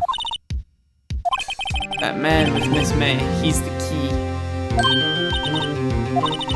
What happened to Miss May after that, anyways? I heard they arrested her. I guess she's learning her charms won't work everywhere. Arrested her for what? What did she do? She's probably at the detention center now. I may have to go down there later. Anyway, this case was far from closed. Yes, sir. I'm going to find out more about this man. You think he was the one who... Maybe so. Don't worry, I'll find him by tomorrow, I promise. I'm counting on you. I asked for a full record of April May's testimony. I thought it might come in handy during the trial tomorrow, of course. But now that I have it, I'm not so sure. Most of her testimony was all lies. That's good. In fact, there's only one part that hasn't been stricken from the record. The victim dodged an attack and ran to the right, but she was caught and struck. Okay. I don't know how much good this will do me at all now. Anyway, time to hit the pavement and do some investigating. Maya doesn't belong in that detention center, and it's up to me to set her free. To be continued. Thrilling day one of trial. Thrilling. Alright, it's time for episode 2, day 3. We are now investigating into April's hidden lover. Well, hello. I didn't expect anyone to visit me in such a dank place as this. It's really quite moving. Not. You stinking lawyer, I hope you die. We really need to get her some anger management classes. That's for sure. Have you come to laugh? Yes, laugh at the fallen Miss May. No, not really. There's something I wanted to ask. Nothing you want to be asked, huh? You spiky head. Oh boy. Please, you're scaring the security guard? Okay. Back to normal Miss May. Or Miss April. So, what is it you wish to ask of me then? How did you get to be so totally whacked? Agreed. Okay, let's see what our options are. So we could just so if we move, okay, we got lots of places to go. Examine. I don't think we'll have much to examine.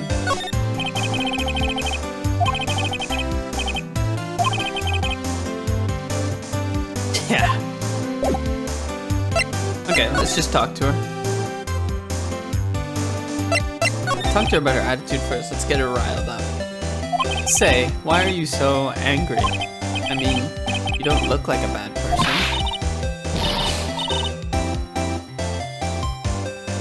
Bottom-feeding, scum-sucking lawyer. Bottom? I can't tell. Does she have a thing against lawyers or just against me? About the man who stayed with you in your hotel room. Can you tell me about it? Where is he? Come on. No way, Jose. Maybe if I had something to get her to talk. A wiretap? Why did you place a wiretap on Mia's phone? So criminal. Tapping people's phones is a crime, Miss May? Oh, that's why they arrested her. Yeah. Oh, and I suppose you learned that in lawyer school? Creep. Oh, ridiculous. Alright. I guess we'll present...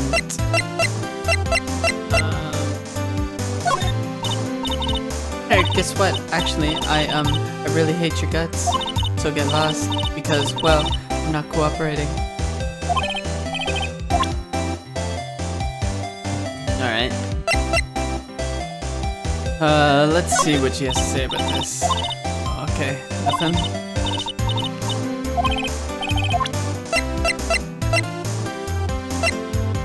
Okay. Let's go see if we can find something over here. Looks like forensics is taking the day off today. Detective Gumshoe's nowhere in sight. I doubt there are any valuable clues left. Suppose it can't hurt to clue. Alright, well, if you tell me that.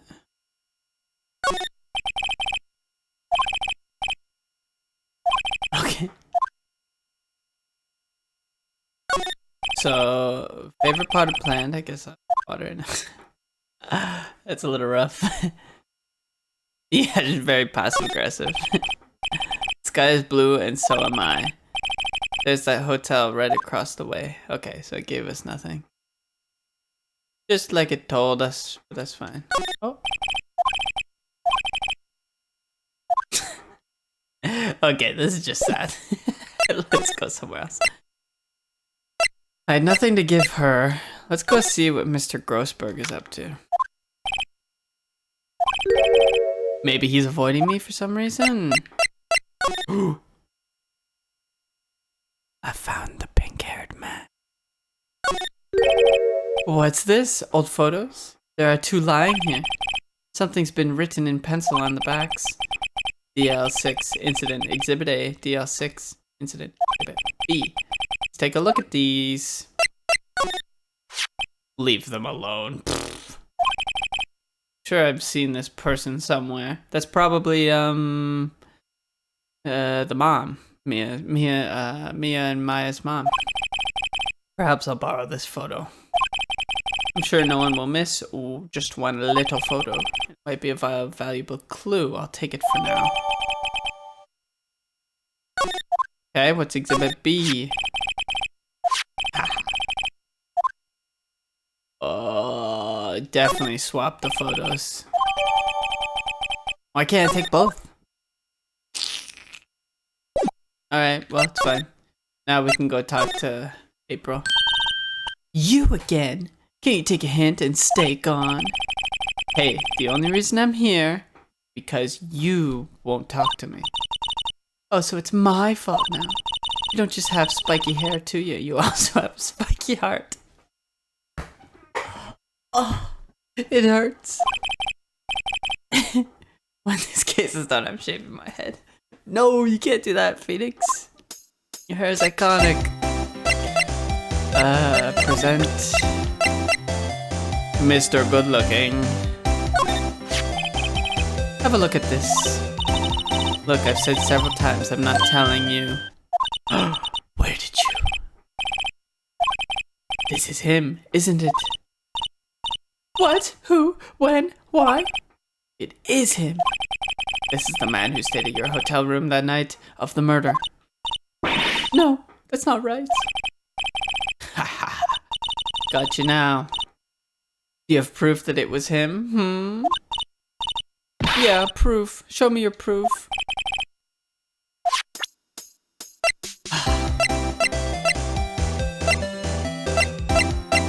I don't have proof.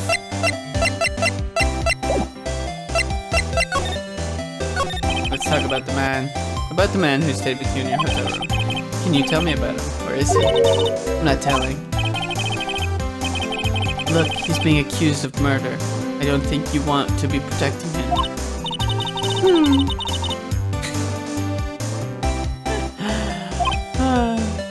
No? See? Maybe April should become a lawyer. She got me there. Okay, something else. I guess I gotta go back somewhere. Go back to the hotel. Ah, welcome, sir. Quite the performance today, if I dare say so myself. Man, you always got this tea set with him. Always got his tea set. Oh, thanks. Sorry for putting you on the spot like that. No, not at all, sir. Your efforts today can only help the Gatewaters rep, as they say. Huh? Rep? Yes, our reputation will swell as the hotel where the murderer used a wiretap. We can charge a premium for the room, of course. It will be great for business, sir. Whoa. Miss May hasn't been charged with murder. I too will become famous, sure. The bellboy who brought the murderer iced coffee. Okay, man. So, you are our honored guest. Please let me know if there's anything I can bring you. How about a nice coffee? Please leave that as it is. This is the drawer of terror. This is ridiculous. Potted plant, a vase, as expected. I'm not good with flower names. Okay, well, the 2 glasses? Yes, we plan to install a telescope in that window. Of course. Just $5 will earn you 3 minutes of a view to kill. To kill. This bellboy. What? People are not gonna come and see a lawyer's office. It's cleaned up. Body's gone.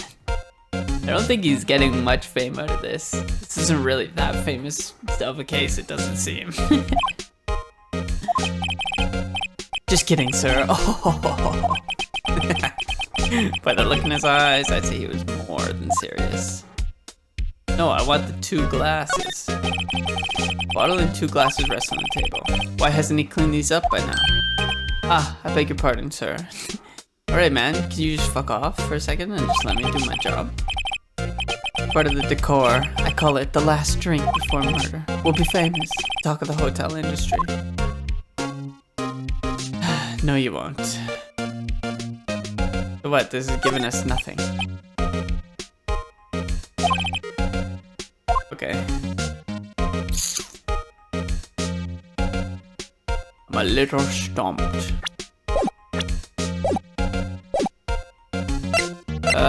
I guess we can talk. The man with May. Wanted to ask you about the man who's with Miss May. A real lady killer. Good one, bellboy. I knew it from the moment I saw him, sir. He and I are both of the same ilk. We both carry the scent of danger. Oh, okay. If you had a photo of that man, I'm sure I could identify him. Okay, well I do, so. That's him, detective. I'm the lawyer. Oh, I know that. I just wanted to say detective once. You know how it. No, I don't know how it is. What the fuck? See? Exactly. Without a doubt, that is the man who checked in with Miss April May. How about I write an affidavit swearing that's him? Hey, there's a word that's true to the court system we have in the real world. An affidavit is evidence. This guy's way too excited about this. Alright, write me your affidavit, sir. Well, sure, why not? So there's some truth in this reality. Yeah.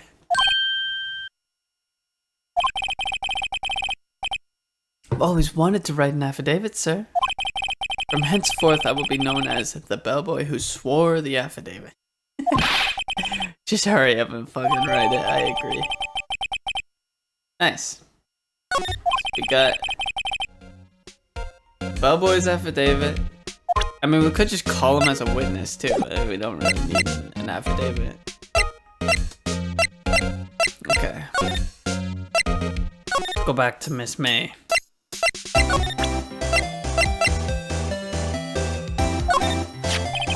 Could you have a look at this? The bellboy's affidavit. It tells us everything he saw, such as the man you checked in with,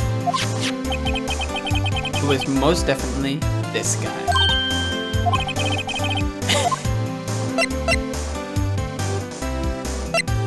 We're gonna play this nice and soft. Miss May, it would be easy for me to hand this affidavit to the police. If they get involved, wouldn't your boss be even more inconvenienced? All I want to do is have a little chat with him. You won't tell me? Is that all you have to say? It's so easy for you to get the police involved, then why don't you? Somehow I think you're not up to it.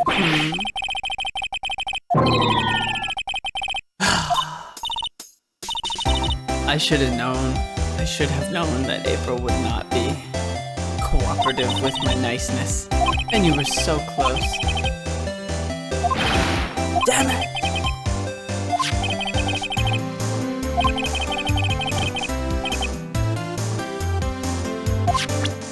I lost it! Now what the fuck am I supposed to do? It's gone. Oh. Sound of water coming from the shower. Money making, I got money making blues. Someone seems to enjoy washing the showers. Now I can examine this. Ah. Is there fingerprints? Okay, so I can't, there's nothing here. Go back to Grossberg. Where the heck is that loafer? Hey, hello, sir. Aha, you again. Hello, Mr. Grossberg. Well, well, you are quite the thing, my boy. Excuse me? The trial.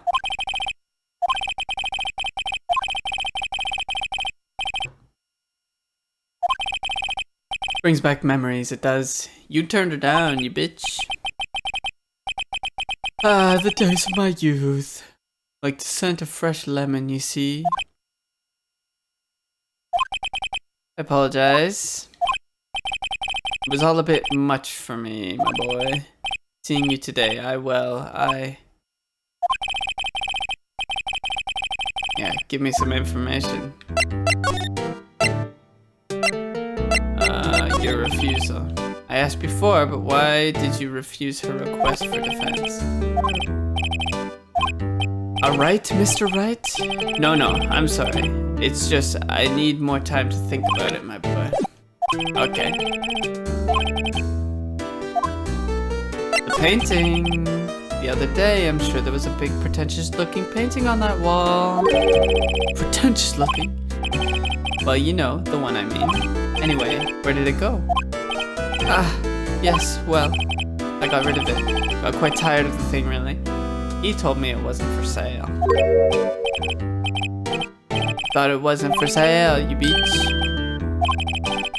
Wasn't the painting rather important to you, sir? Did something happen? Please speak no more of that accursed painting. So you came to trial? Yes, yes I did. Something was bothering me all last night. You see, I couldn't get a wink of sleep. Well, you see, it's just Mia's sister, that poor girl. My boy, I owe you my thanks, truly. I don't know what I would have done if things had gone poorly for the girl.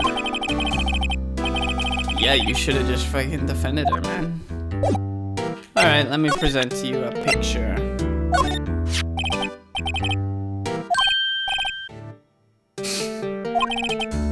Borrowed it, man. We'll give it back at once. Mr. Grossberg, tell me about the man in this photo. He may have been in that hotel room with April May on the night of the murder. Do you know something about him? Anything? Very well, I'll tell you what I know. However, you didn't hear it from me if you follow. I follow. I got you. I can play. That man is Mr. Red White. What's with these names, man? April May and Red White?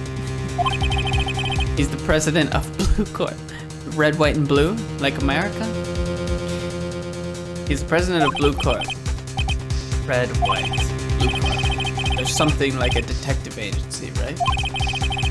The information pros. They sell information, you see. Sensitive information. Despite his name, Mr. White has the blackest reputation of any man in this country. What is that supposed to mean? Should you run across him, watch what you say. You wouldn't want him digging up any dirt on you. Okay, sounds like blackmail. Can you tell me where Blue Corp is located?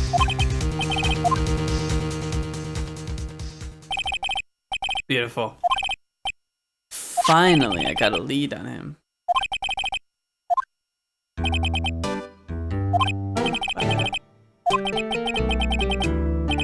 Yeah, peace out, Grossman. We're going to Blue Corp. Hey, the painting! Ah. What's with the surreal decor? True. Welcome!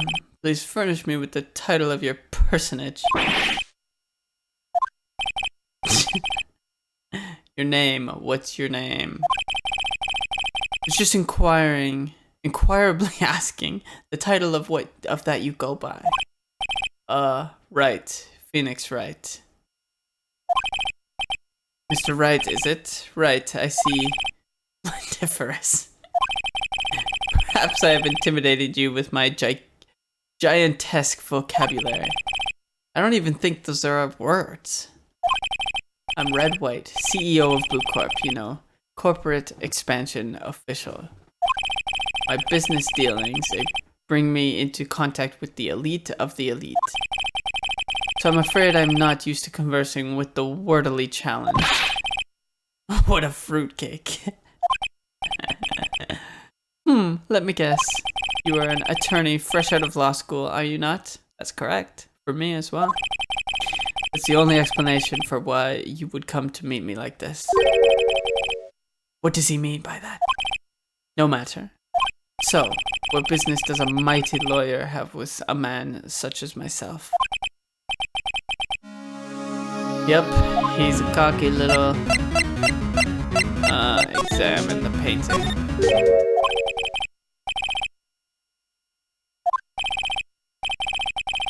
No interest in anything but originals.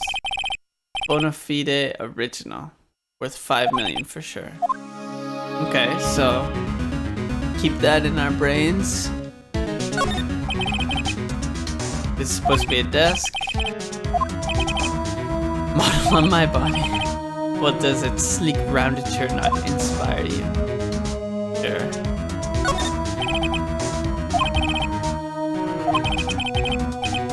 Of course, Mr. Wright. Truly a work of art, but probably too beauticious for you to appreciate, correct?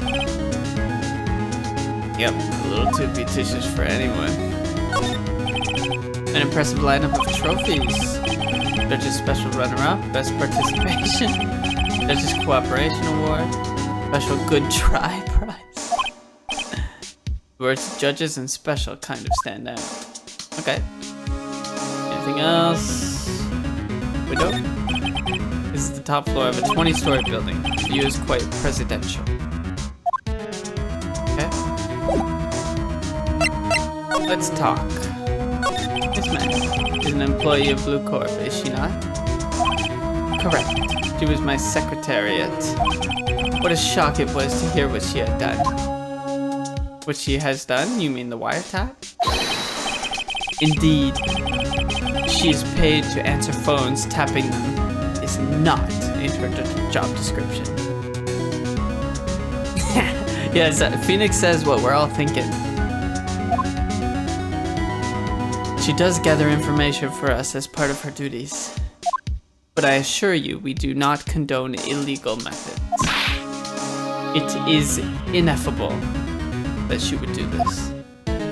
Sounds like he's trying to turn Miss May into a scapegoat. I agree. Tell me about Blue Corp. What kind of company is Blue Corp anyway? An excellent question. We buy and sell various kinds of information. We are a company of the future, you might say. We are the future.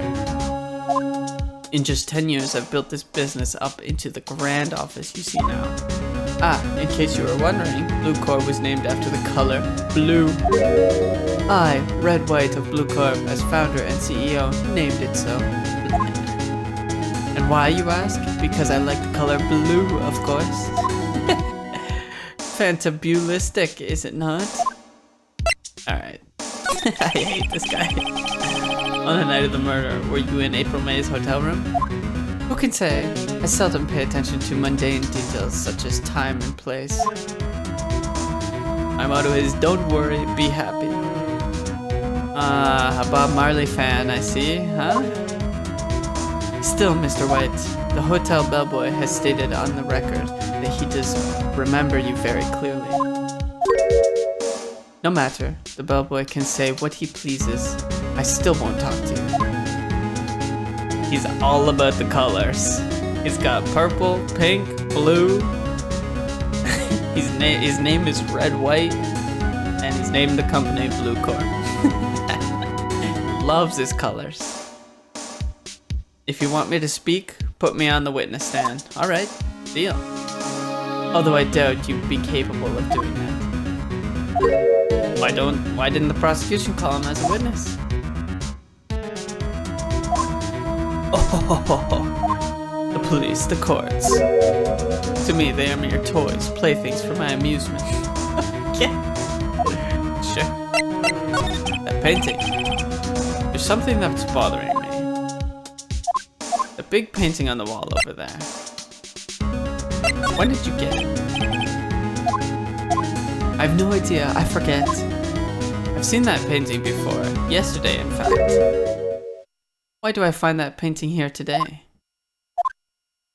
Mr. Oh, you little trickster. That's disrespectful. Mr. Wrong, was it? Right.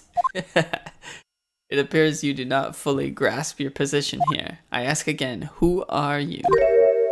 A lawyer? No, my feeble friend, a mere lawyer. Worth nothing, zilch, zippo, nada. Just like that sorry excuse for an attorney, Grody Burger. Grody Burger is funny. Oof. He punched me. What? Well, Mr. Lawyer, what will you do, eh? Charge me with assault? Charge away, I welcome it. For it is you who will be found guilty. What? How am I gonna be found guilty? Heed my exposition. The police, the courts, they all do my bidding. But I wonder, is that kind of control really possible? I don't expect you to understand. It is a world beyond your compensation. You came here from Brody Burgers, I presume. Mr. Grossberg's, yes? I mean, it's pretty close. Then you must ask him, why is it that this painting of his hangs here? Perhaps then he will tell you. Perhaps he will explain how a man can live life purely for pure personal profit. Now go, skedaddle. There's nothing more to discuss. I guess I'll go back to Brodyburg. Brodyburger. I don't think he's noticed me standing here. Maybe I should clear my throat. Jumping Jehoshaphat. Oh, you. What's wrong? You look so pensive, like an old man at the end of his days. I'm not senile yet. I was just thinking about this whole mess. Yeah, something's bothering him. Alright, come on. Talk about Mr. White. So I paid Blue Corp a visit. Oh, I see. Mr. Grossberg. I have to admit, something has been bothering me. Oh, what is it? Well, out with it, boy. You see, it's just... big painting. Mr. Grossberg, sir. There was a giant painting hanging right there the other day, was there not? One you said you had no intention of parting with. Well, I saw it today. It was in the CEO's office at Blue Corp, Red White's office. So you noticed. I suppose I should have guessed you would. It is a large painting. Mr. Grossberg, I know you and Mr. White are connected somehow. Yes, and I know what it is. Yeah, love.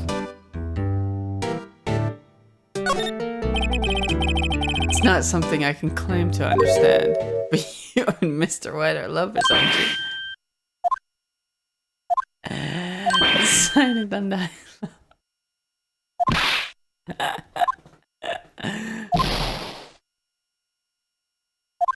Don't be ridiculous. Enough. I'll swallow my pride and tell you all. Who knew that accusing somebody of being gay would get them to spill everything? Funny. Mr. Red White is a man who makes his living through intimidation. Blue Corp is a company that excels in finding people's weaknesses, I'm afraid. I've been paying them for 15 years now. All because of the DL6 incident. As you may have guessed, the name on the back of those photographs. As you suspected, I could not stand in defense of Maya because of this. White would have destroyed me if I did. Yeah, Grossberg's hair is definitely a wig. That's a toupee for sure. So that's the connection. It's hard for me to tell you this, my boy. But arresting Red White will be nigh on impossible. Impossible? Why? He has information on everyone. It gives him an iron grip. He owns judges, attorneys, prosecutors, police, and politicians. What? They are bound, unable to do harm to themselves, and therefore to him. Don't look at me like that. What you see is nothing more than the weight of many years. What is the DL6 incident? I assume that it's the incident where he sold the mom's police. Yep. Red White is... he has his grip on everybody's balls. DL6 is nothing more than the sorting code the police gave the case. It's 15 years ago now. I received a request from a medium, a spirit medium. Her name was Misty Faye. Faye? Indeed, she was Mia's mother. She had been investigating a murder at the bequest of the police, and she failed. As a result, the police called her a fraud. This is what Maya was talking about? Yep. I did all I could for her, and in the end, cleared her of wrongdoing. That murder case, however, remains unsolved to this day. That case is the DL6 incident. Reason for blackmail? Yeah. Why were you blackmailed over this? It was top secret at the time. It made sense. The police didn't want people to know they were using a medium. They couldn't let people know, but one person found out. I told him. You told what? He offered me riches. It is an embarrassment to me now. Because I talked, the police were mocked far and wide. In secret, they began looking for the one who sold them out. Of course, White heard about it, and he came to me. Only this time, the offer was blackmail. I see. White controls the law of this country as he sees fit. Yet if you would still challenge him, have a close look at Mia's office. She followed his every move for years. She may have recorded something of what she found. Alright, I guess we go back to the office. It's funny, looking at this room, it seems so normal. Hard to imagine a murder took place here. Mr. Grossberg said there would be clues. Maybe I should have another look. Can I slide? The records? All the cases in chief ever worked on are filed here. They're all in alphabetical order. Let's take a look.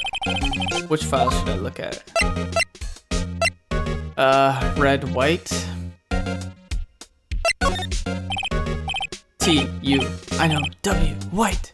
Of course. The entire W section is missing. Was it taken? All the cases... Okay. Which file should I look at? Let's see, J through S. Nothing much in here. Maybe I'll just skim some of this. Skim. Well, no harm in flipping through a bit. Biggest parts here in the end. S. Suicide. U. There's a collection of suicide reports. There's politicians, policemen. There's writing on most of these in pencil. White? This is Mia's handwriting. Wait, I get it. Mia thought he was involved in these suicides. White drove them all to... I can use these newspaper clippings. Let's find the most disturbing one. Nice! Newspaper clipping. Okay, so it says check mark, so I've got... Let's see about A to... A to I. Misty Faye. Should I take a look? Yeah, read it. I have tarnished the Faye name, leaving only these words. My mother vanished. I was determined to find the ones who had made my mother blame herself in this way. Using the power that runs in my family, I held an audience with the dead. Finally, the names of two men survived. Marvin Grossberg, a lawyer who sold my mother's information for riches. The other was the man who sold that information to the press. This parasite who makes his fortune on threats and coercion. His name is... Red, white. So Mia knew Grossberg. Ooh. Okay, is that all the evidence I got?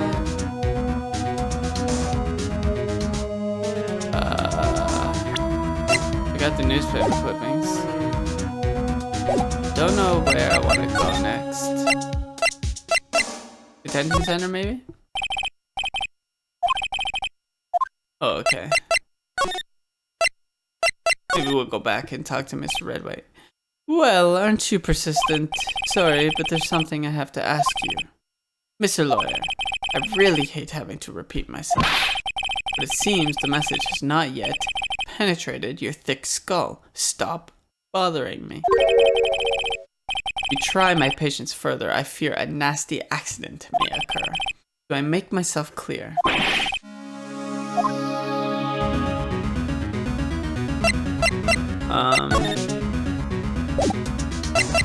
Talk about blackmail. What's wrong? Is something stuck to my face? Why, yes. Just my eyes, my nose, and my mouth. But of course I jest. You need not restrain your mirth, my friend. It's okay to indulge in my cosmopolitan sense of humor. I will not think less of you. Shut the fuck up, man. Here you go. Mr. White, see this? It's an article describing the suicide of a politician. He was embezzling secret government funds. Then one day, word got leaked to the press. The very next day, he took his own life. And this concerns me. How? I found this article in Mia's office. Miss Mia. She had a file filled with articles like this. Every one of them was labeled with a single word. White. Mr. White, I know what you did to this politician. I mean, he's probably blackmailed.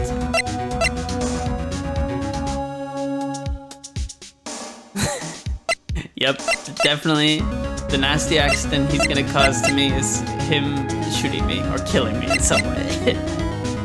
He has nothing to blackmail me yet. You were blackmailing him. Blackmail! Not just him either. You were threatening and coercing hundreds of others. You were involved in all the suicide cases that Mia investigated. This company is built on blackmail. I'm right, aren't I? What a bizarre accusation. Mr. Wrong. You motherfucker. What is that you should be doing now? Investigating me? No, I think not.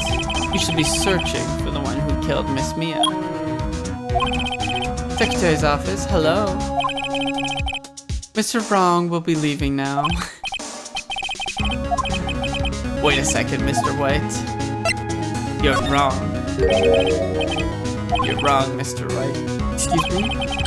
What I should be doing now is going after you. What are you insinuating? Mia was on to you. She was keeping tabs. For this reason, you had April May tapping her phone. Then, Mia was murdered, and all the documents about you mysteriously disappeared.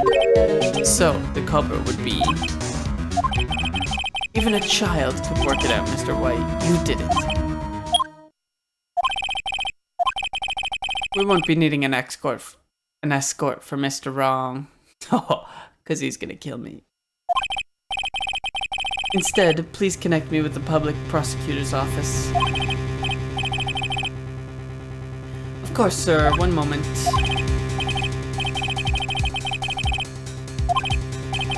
Hello, Chief Prosecutor. I've changed my mind. I want to testify tomorrow. The Mia Fey case, I witnessed the murder, you see. And thus, as a very important witness, I would like to testify. What, he's gonna try and pin it on us? Quietude. I told you I changed my mind, didn't I? Oh, and one other thing. Send the police over here right away. The man is standing right in front of me. He looks dazed, but he could be violent. What? What man? Are you even listening? The executioner, the hatchet man, liquidator, the killer man. What? Mr. White, this isn't another one of those. Chief Prosecutor, I do not believe you are in a position to freely offer your opinions to me, correct? I'm telling you to send the police now. Did I not tell you, Mr. Wrong? You are a mere lawyer, as was Miss Mia. How dare you! I'll point the finger at you and you will be tried as Miss Mia's killer. The case is as good as settled. No lawyer of any worth will defend you. I'll defend myself, man. I have friends in the local lawyer association, you see. You'll be given a lawyer so stupendously inept that they make even you look competent.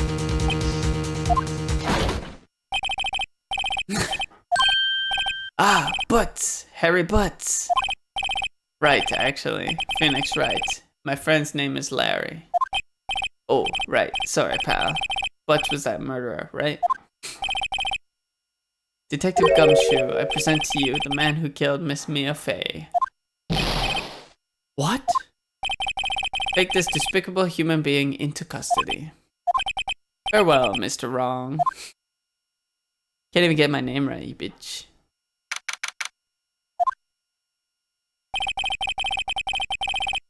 I can't believe it's only been a day since the first trial. My trial begins tomorrow. White's going to set a trap for me, and the prosecution will be in on it, of course, Edgeworth included. An attorney was assigned to me by the state yesterday. I refused. I had an idea. I'm gonna defend myself, obviously. Right! Mr. Wright! Oh, Maya. Great. They let you out of detention. Just now, yes. It's all thanks to you. Ha! Now I'm afraid we've switched places. Why is she still in the... We have to deal with Edgeworth once again. What? You mean you? I explained what had happened to Maya. I don't believe it. How many people does that man need to destroy before he's satisfied? My mother, my sister, and now you. This has gone too far. Mr. Wright, please tell me, is there anything I can do? You can speak to the mediums. Cheer me on in court, that's all you need. Cheer for me in court. Yes, like a cheerleader. Us! I'd better go get a uniform and some bonbons. Okay. Wait.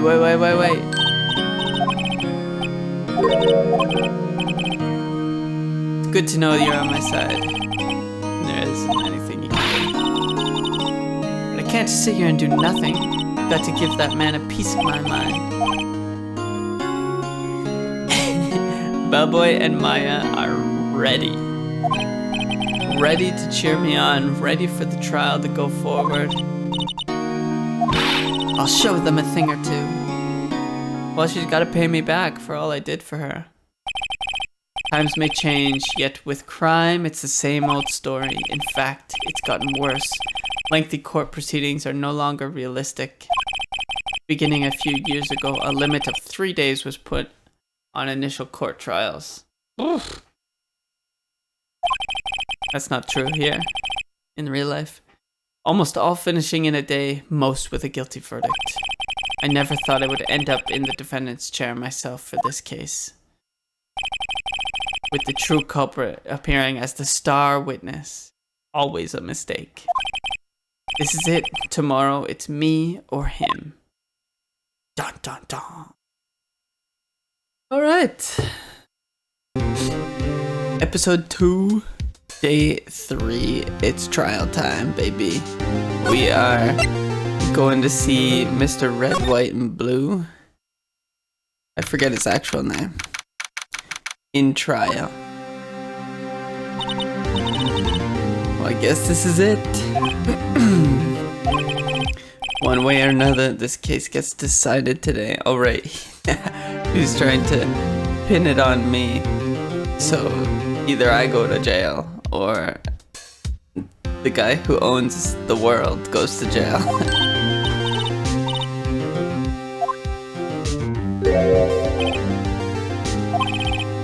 It's Prosecutor Edgeworth. I received a call from Chief Prosecutor's office yesterday. I was told that whatever Mr. White says today, it will be the absolute truth. Reassured. If I raise an objection, I have it on good faith that the judge will listen to me. White's got everybody in his pocket. So you're saying I'm going to be guilty. End of story. Anything, Edgeworth, anything. Sure. How can you torment an innocent person like this? True. Innocent? How can we know that? Guilty will always lie to avoid being found out. There's no way to tell who's innocent and guilty. Actually, there is. All that I can hope to do is get every defendant declared guilty. Yeah, sure. I mean, you're a prosecutor. That's your job. Your job to pursue the truth. Chewbacca defense. I haven't. I'm kind of locked into the story here.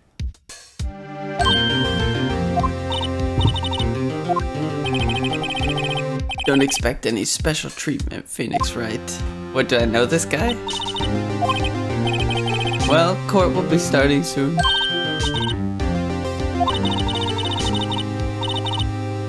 I'm my own defense attorney, Maya. What the fuck? Yeah, I'll be defending myself. I defended you and you're not in prison now, so What do you expect?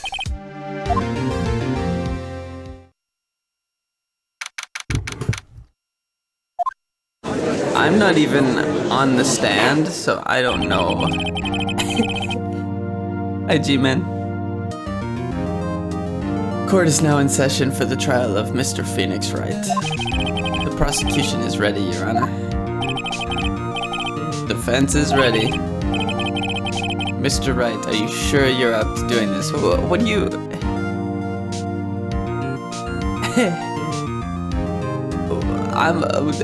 what do you want from me, Judge? I'm being accused of murder. You want me to just not show up? Yes, Your Honor, I will be defending myself. Understood. Very well, Mr. Edgeworth. Your opening statement, please. I'm actually Canadian.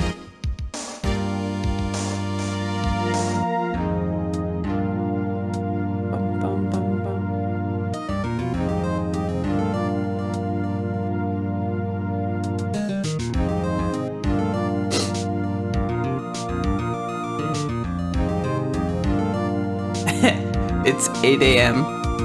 It's early here, I just woke up.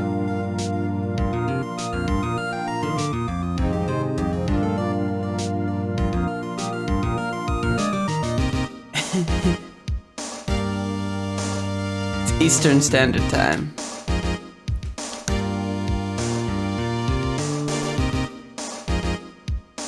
Okay. Mr. Edgeworth, your opening statement, please. As the details of the event are already quite clear to the court, today we will hear the testimony of a witness to the defendant's crime. I see. Call your witness.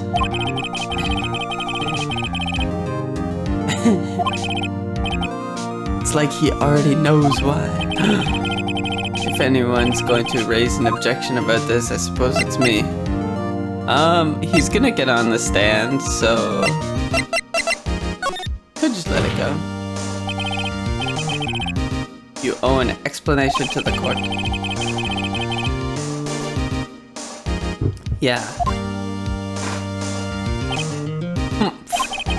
I'm ever so sorry. Mr. White is a busy man, and besides, at the time I thought that Miss May's opinion was all that would be needed. Again, my sincerest apologies to the court.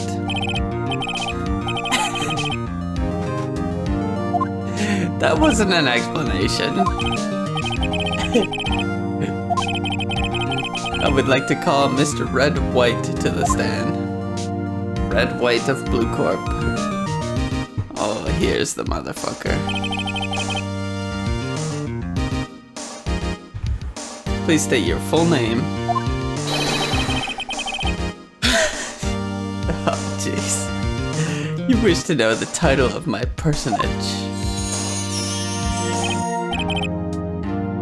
Your name? Oh dear, do my locutions confuse? I don't even know if he's speaking actual English or not. Name? My name is Red White. But my friends call me Blanco Nino. Okay. I'm the CEO, or use a more common term, the president of Blue Corp. You know the victim, Miss Mia Fey. That would be a negatory. No, I did not. You were at the Gatewater Hotel the night of the murder? Correct. And you witnessed the murder from there? Why tell you what you already know? Well, it's because he asked the question, buddy. Very well, Mr. White, you may begin your testimony. Oh, I'm ready to rip his testimony apart. Why do I always feel like it's the end of the world and that I'm the last man standing? 'Cause you are, Phoenix. Hope you have made your peace with God, Mr. Lawyer. What, am I gonna die? What, is he gonna kill me? Let him have it, Phoenix. Why is she in the defendant's stand with me?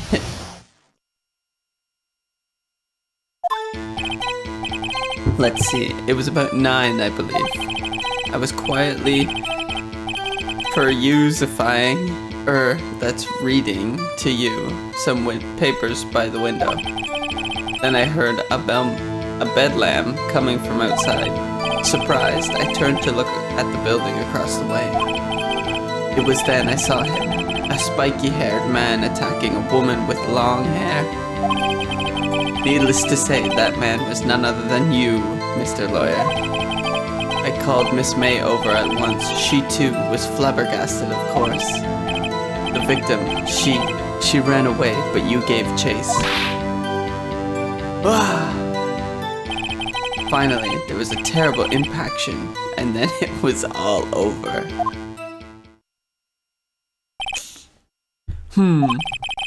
If things occurred as you testified, then I'm afraid the defendant is guilty. You can't hand out a verdict, Judge, before cross-examination. You can't.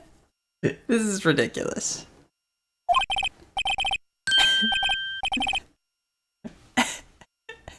Oh, jeez. This guy. Very well, Mr. Wright. Your cross-examination. Yes, Your Honor. Look at this man. Perfect teeth. All the bling everywhere. And a terrible tie. I feel like his outfit could have been so much better with a better tie, huh? I'm just funked. Let's see, I believe it was about 9. Okay, I gotta look at my evidence again, because I don't remember. Okay, the conversation. The clock. Wiretap. Maya, written in blood. Yeah, perfect teeth for punching, that's for sure. Okay, and then the murder scene. Gonna be something like he couldn't see all of it or something. Dodged an attack. Ran to the right, she was caught and then struck. Blunt object. Okay. Alright, I'm okay with 9 a.m. Or 9 p.m. I was quietly perusifying. There's no way that word is right. Right? There's no way. Or that's reading to you some papers by the window. Hold it. By window, you mean the one directly across from Fanco? The only window you see reading papers? Correct. The Gatewater is a businessman's hotel, and I'm a busy man who had business to do. Then I heard I don't know what a bedlam is. Tell me what a bedlam is. A bedlam. Must have been when you attacked, I assume. We see. Continue.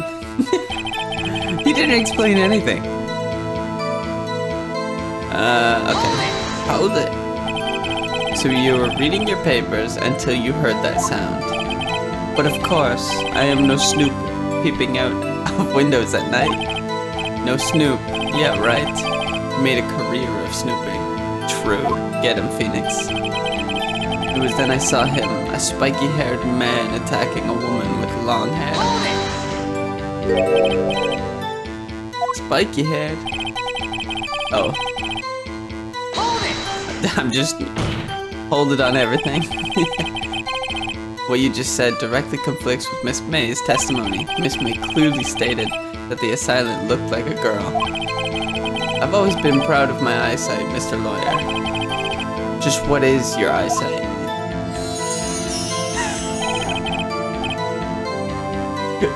Counting both eyes, 40. What does that even mean? Don't add them together. Yeah, witness is trying to say his eyesight is good. Judge is on their side, clearly, Phoenix. He didn't even want to allow us a cross-examination.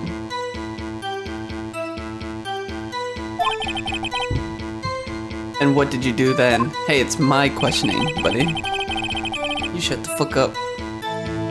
I called Miss May over at once. She too was surprised, of course. I thought Miss May was getting a coffee or a tea or something from the bellman. What was Miss May doing at that time? She had just finished watching a soap opera on TV and was weeping openly. Did you know she had been tapping the Fay office phone? Irrelevant. I mean, he might be right about this one, actually. It's pretty irrelevant. I care not. I will answer, the lawyer's bold inquiry. Miss May was acting alone when she tapped the phone of this Fay woman. You'd make a good politician, Mr. White. Oh, I know. After all, I am El Presidente. Please continue. Okay. The victim, she ran away, but you gave chase. What do we got here?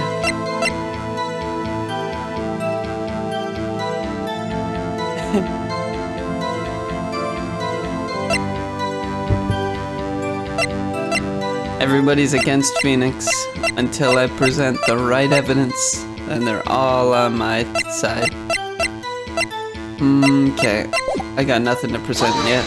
Hold it. You'd be a little more detailed about that. I think it's worth knowing exactly what happened. Of course, comprende, I understand. The victim was attacked by you and ran to the left. That's incorrect.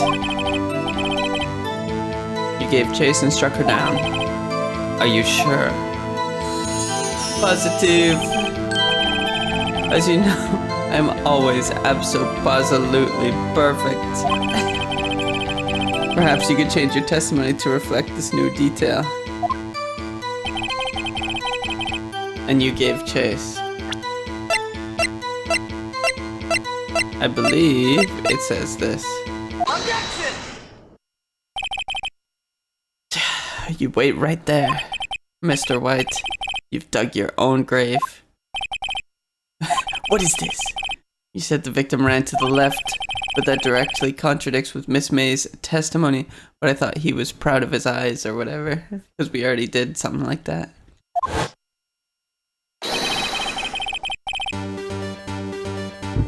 Oh yeah, victory music playing already. Oh, it is simple. You have misheard her. I think not. Look at the floor plans. The killer was here, and the victim here. If the victim ran to the left, as you claim she did, she would have been running directly away from the door. She would have been running into a dead end. Don't you find that odd? That's an innocent face if I've ever seen one. No further questions, Your Honor. Very strange. I did see her run to the left. I did. Phoenix, look at his face. I don't think he's lying about this one. True enough. Maybe he really did see the victim run left. So he did witness the killing? Because he did the killing. Wait a second. Mr. Wright. Yes, Your Honor. Miss May says right and Mr. White says left. Can you explain this contradiction to the court? Mr. White is right.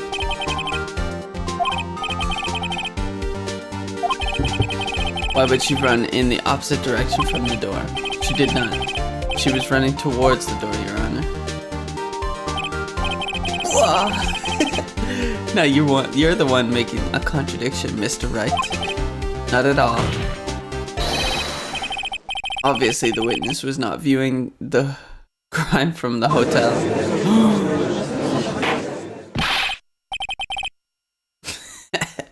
If he's looking the other way, it means it's left. Mr. Wright, what do you mean? Yes, what do you mean? He was not viewing the crime from the hotel. If he was not in the hotel, where could he have been? Well, thank you for the lead-up question. In the law offices of Fay & Co., of course.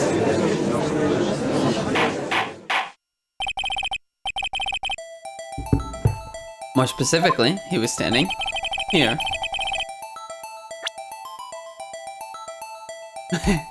Right on the killer's mark. Take that! Take that! This is where he was. Look. When the victim ran for the door, if he was watching from this point, to him it would appear that she ran to the left. Please, this is no time for jokes in ill taste. That is where the killer was standing. Oh, the killer was standing. Order!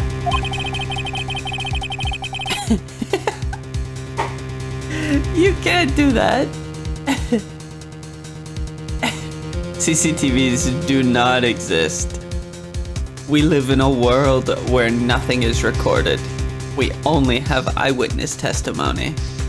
And the courtrooms make no sense. The law of cool stands in these courtrooms.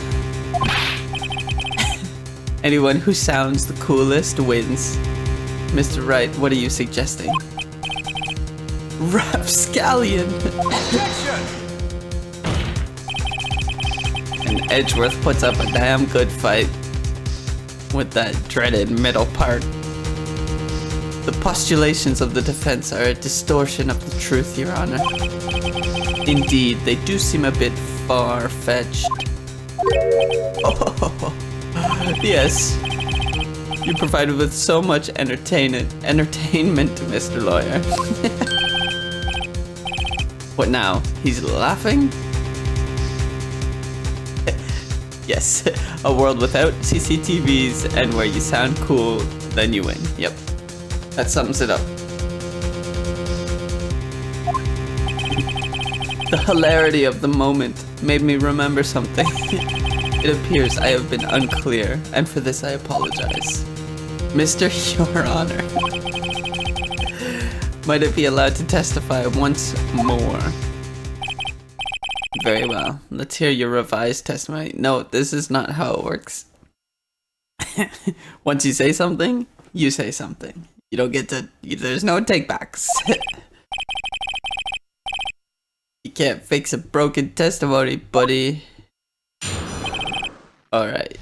Let's see what you do, Mr. Red White. Miss May's testimony was correct, as was mine. When you assaulted the girl, she first ran to the left, and then you hit her savagely. That is what I saw. Next, with the last of her strength, she ran to the right. You chased her and delivered the final blow. That is what Miss May saw. You see, you hit her twice. Don't you remember, Mr. Lawyer? That does seem to make sense. Yes. You bet I will. I mean, yes, Your Honor. She ran to the left. Ms. May's testimony was correct, as was mine. When you assaulted the girl, she first ran to the left. Let's question this. What do you mean, first? First, that is when... that is what comes before what happens next. You two speak English, right? Please sit back, relax. I will try to use simple words for your benefit. First, she ran to the left, and then... Alright. Okay. She ran to the right. What do you mean? No, that's not the question.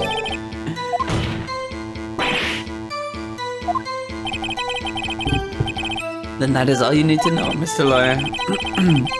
Made a desperate dash to the right.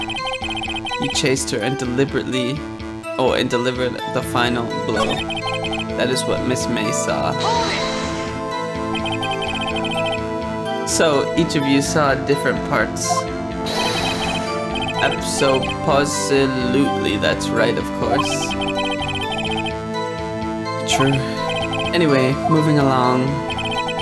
You see, you hit her twice. Hold it. So you were watching both times. I suppose I was. And please excuse me for not testifying to this sooner.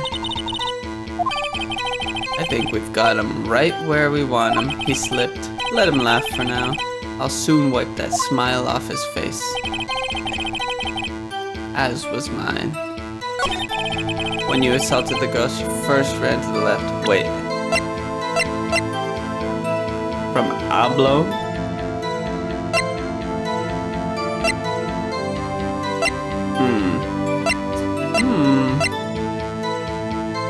Dodged an attack.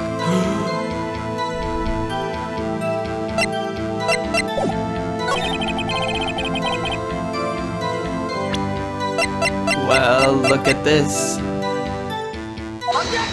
How about this, buddy? No fingerprints. There's no fingerprints whatsoever. Everybody's wearing gloves. Your Honor, that statement contradicts this evidence. It does? I don't see anything contradictory. What? What are you talking about? It does. This judge is dumb. Then you savagely hit her. That's what I saw. Next, with the last of her strength, she ran to the right. You chased her and delivered the final blow. That is what Miss May saw. You see, you hit her twice. Okay, fine. Now this. Dodged an attack. Your Honor, that statement contradicts this evidence. What? I don't understand.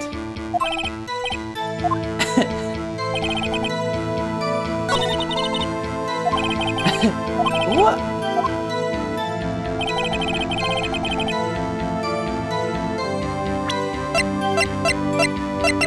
I'm confused. Victim dodged an attack, then ran to the right. Okay.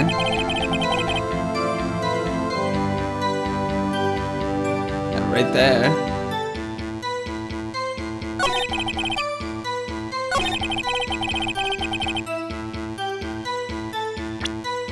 I mean, I guess this right here. Oh, I didn't mean to do that.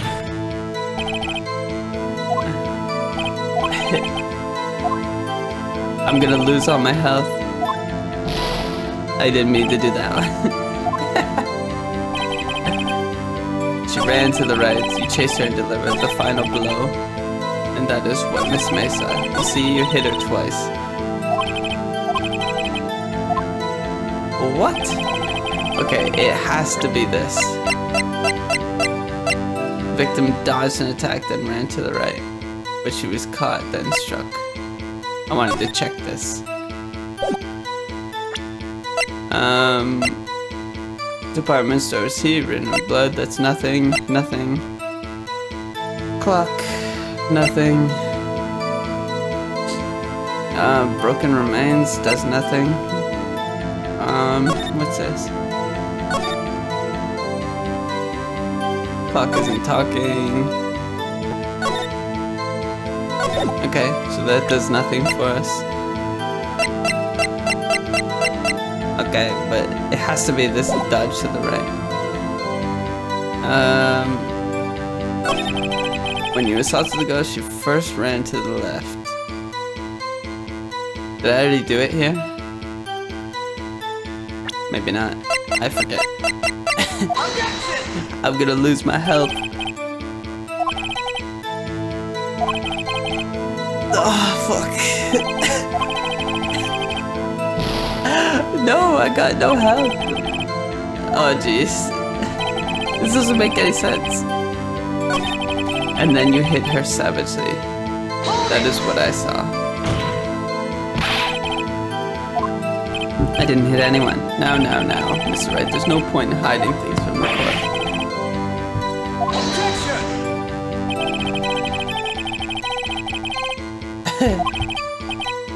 You have been warned.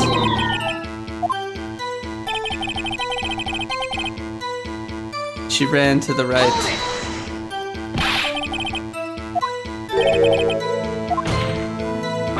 All right.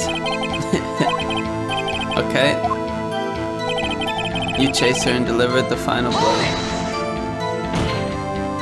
It's just not saying it was you. But it was you. If you claim that it was not you, then show us proof. May I continue? Sure. That is what Miss May saw. So each of you saw different parts. Okay. Nope.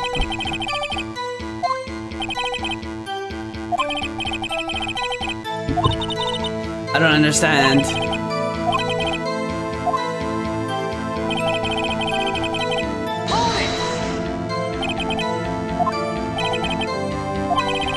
You Americans, always so impatient.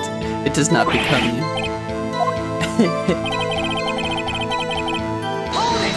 I already know what's first. I don't understand when I'm supposed to.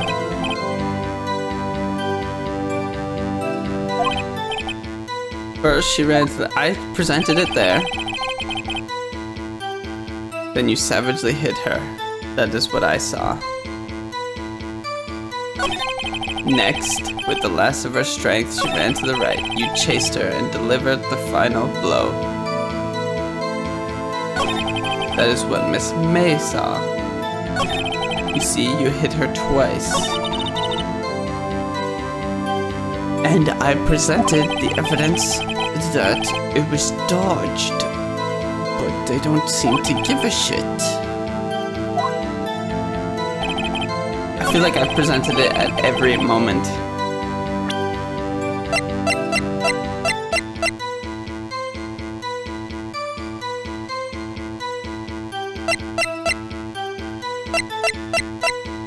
It doesn't make any sense. And then you hit her savagely. That is what I saw. Should I just run myself out of health? Next, with the last of her strength, she ran to the right. You chased her and delivered the final blow. Okay. So, it directly contradicts the first thing. That's what I said. Miss May's testimony was correct, as was mine. When you assaulted the ghost, you first ran to the left. But she didn't.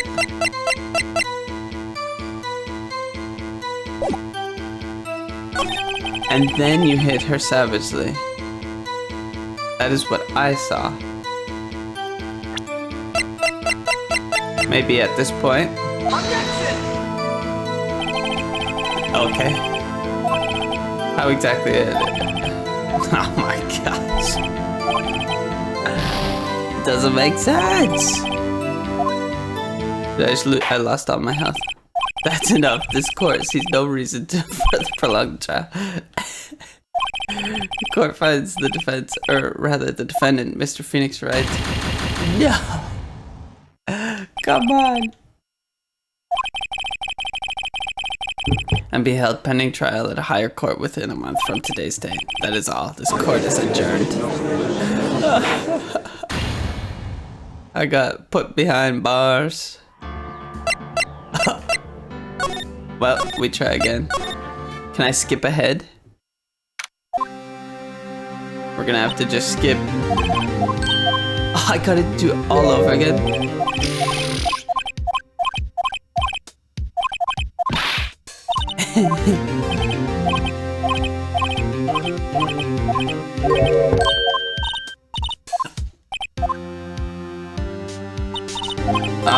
Alright, let's go. Back to that point. I don't understand how that wasn't contradictory.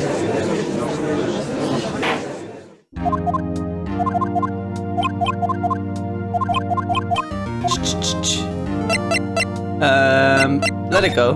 We'll let it go this time. Mr. Red White to the stand. Gotta use my button clicking skills to go through it quickly.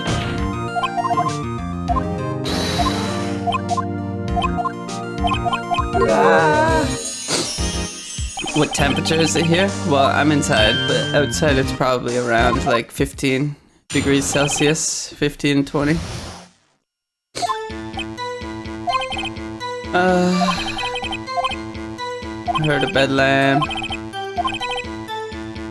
She too was flabbergasted. She did rape, but you chased her.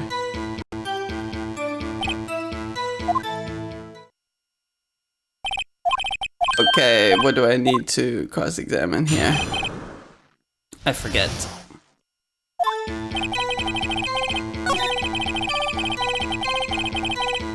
Papers by the window. Then I heard a bedlam coming from outside. Surprised, I turned to look at the building across the way. Then I saw him. Needless to say, the man was other than you, Mr. Lawyer.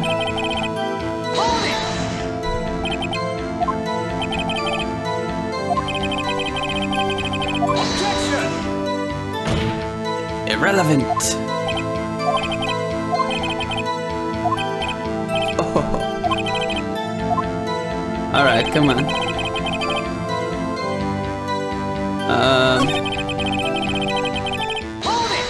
Hold it.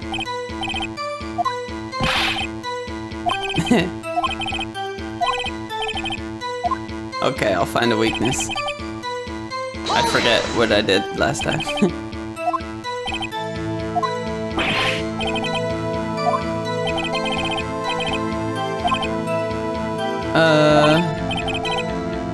Room service for 9. It happens soon after the room service. Press further.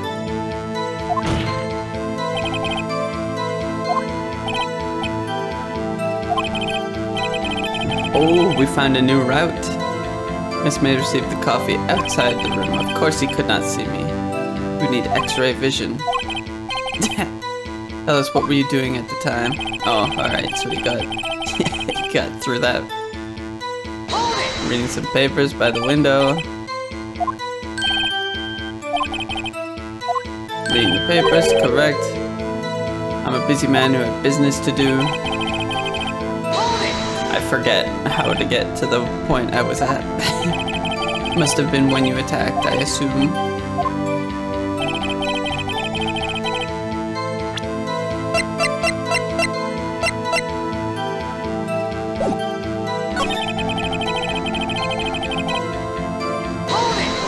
Hold it! It was you.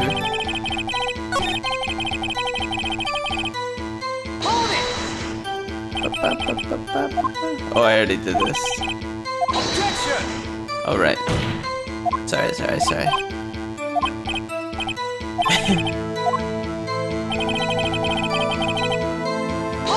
Hold it! Detailed.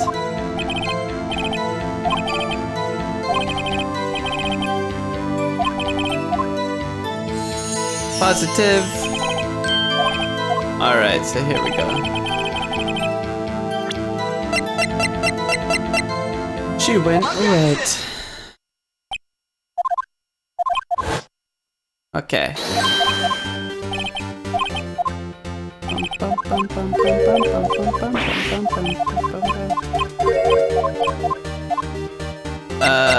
They're both right. I doubt it.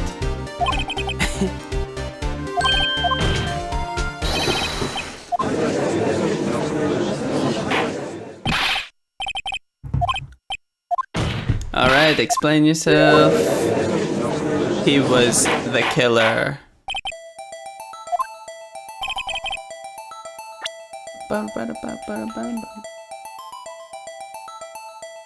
Take that!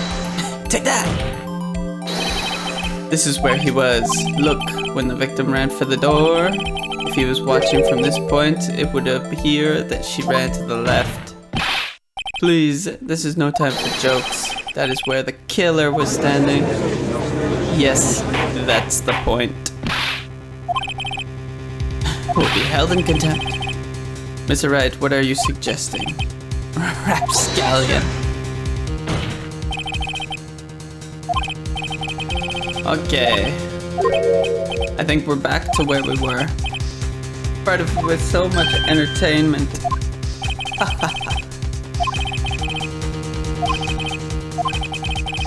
Okay. Re-testimony time.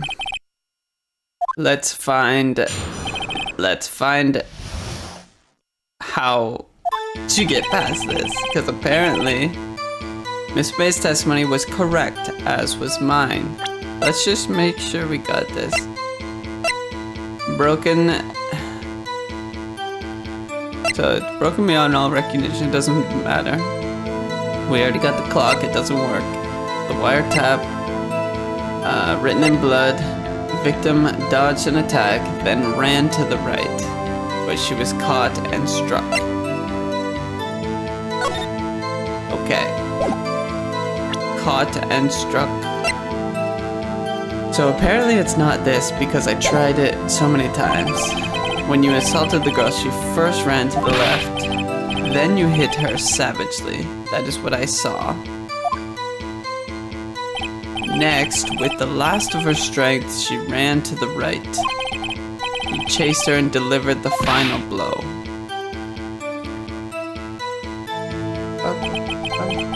That is what Miss May saw. You see, you hit her twice. Don't you remember, Mr. Lawyer? Oh, I don't know where to point out. You bet I will. I'm just going to question everything and we'll see. Miss May's testimony was correct, as was mine. Hold it! That is what I'm about to explain. Right? Yeah.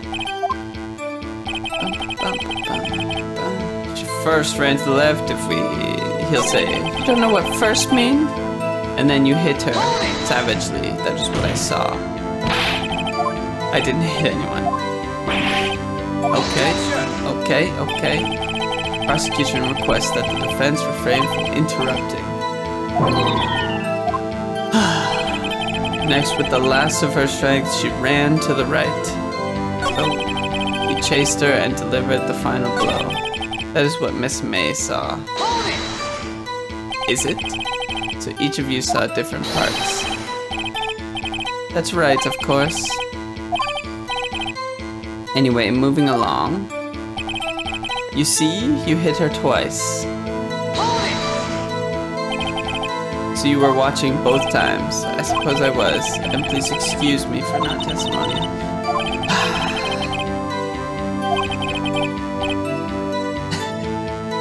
I am lost.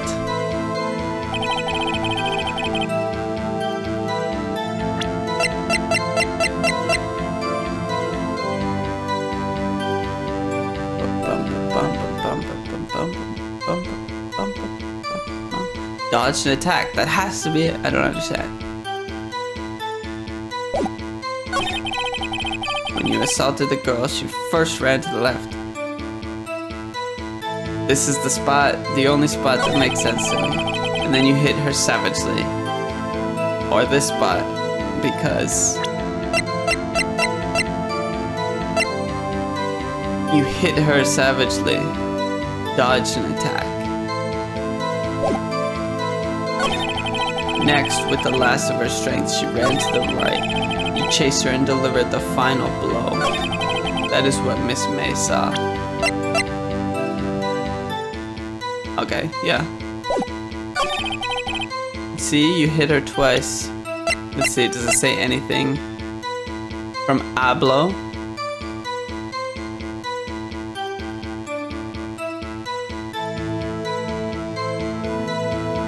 Let's present this and see. Mr. White, the victim died from a single blow. Okay, so that's what it is.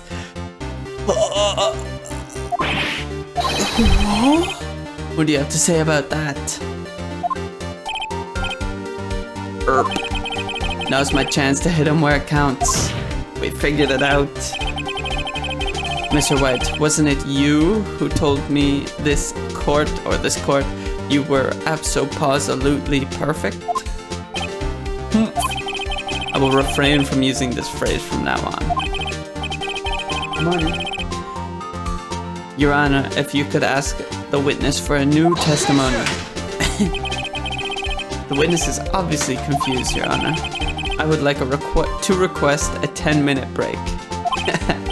Yes, quite. Objection! There will be no recesses here. The witness is confused because he's lying. I emphatically request that there be no break, Your Honor. Yeah! Wow. We have incited a mob. Very well, if the witness would care to revise his testimony. Crowd's on my side. Trial by media. No slipping out of this now, White. Mr. White?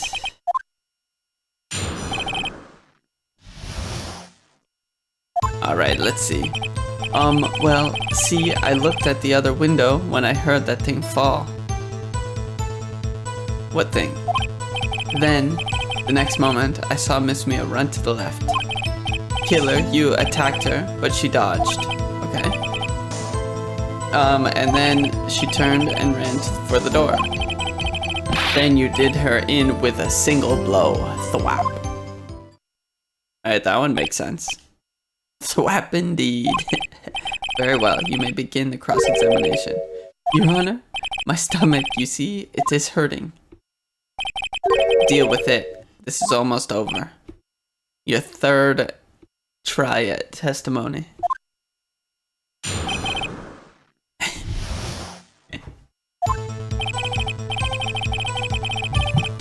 When I heard that thing fall, let's see what you mean by that.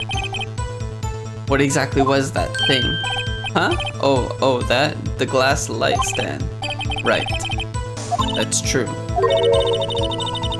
Oh, I think I do. I know. I do know. Yeah, that is odd. I'll press further. Mr. White? Huh? What? You're saying you saw the glass light stand? Yes? Then change your testimony to reflect that. Sorry, my bad. Okay, of course. A light stand was lying on the floor when I looked. Not sure about that, cause look. Can't see that shit. Objection! Mr. White. It was impossible for you to have seen the glass stand. What? Look at this. Those are the floor plans to the scene of the murder, yes? Yes, Your Honor. Correct, Your Honor. Now, look. If you were to look through the window at the office, this is the area you would be able to see. Here. Well, note that the stand is not within the visible area. Well, Mr. White? What do you have to say to that? Ridiculosity. Mr. White, if you were in the Gatewater Hotel as you claim, you could not have seen that stand before it fell over. In fact, you wouldn't have been able to see it after it fell either. There's no way you could have recognized the broken shards as a glass light stand. So, when did you see the stand, Mr. White? It must have been the moment that it fell. And the only place you could have seen that from is inside the Fey Law offices. In other words, you were at the scene of the crime when the murder took place.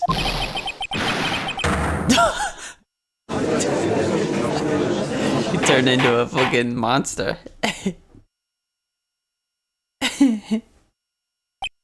Mr. White? Mr. White? You did it, didn't you? Mr. Your Honor. I, Miss Mia. Looks like we're about to get our verdict. Probably not. That's far enough, Phoenix Wright. What? Forgot about Edgeworth. Mr. White, I think the time has come. Shouldn't you confess your crime now? What? I said you should confess your crime. Ergo, confess that you placed the wiretap. The wiretap? Get him out of the murder. Mr. Edgeworth, explain to this court what you mean by this. Distinguished members of the court, Mr. White is slightly confused. Allow me to explain. You're really not supposed to. It's supposed to be the witness that explains his testimony. Your lawyer can't explain it for you. I really don't like the way this is headed. As you know, Mr. White is the CEO of Blue Court. He ordered his secretary, Miss April May, to tap the law offices of Miss Faye. What does that have to do, Your Honor? The question is, when was the wiretap placed in the office and by whom? No, you wouldn't.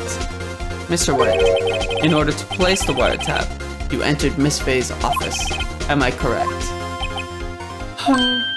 Yes, correct. You are most correct, Miles. That was a direct hit. Yes, in order to place the wiretap, I breached the Fay & Co. law offices. That is when I saw that accursed light stand. Yeah, sure. Now I'm confused. Please explain to the court what all this means, Mr. Edgeworth. Gladly, Your Honor. Mr. Phoenix Wright has made his position quite clear. He has determined that Mr. White knew the glass stand was in the office.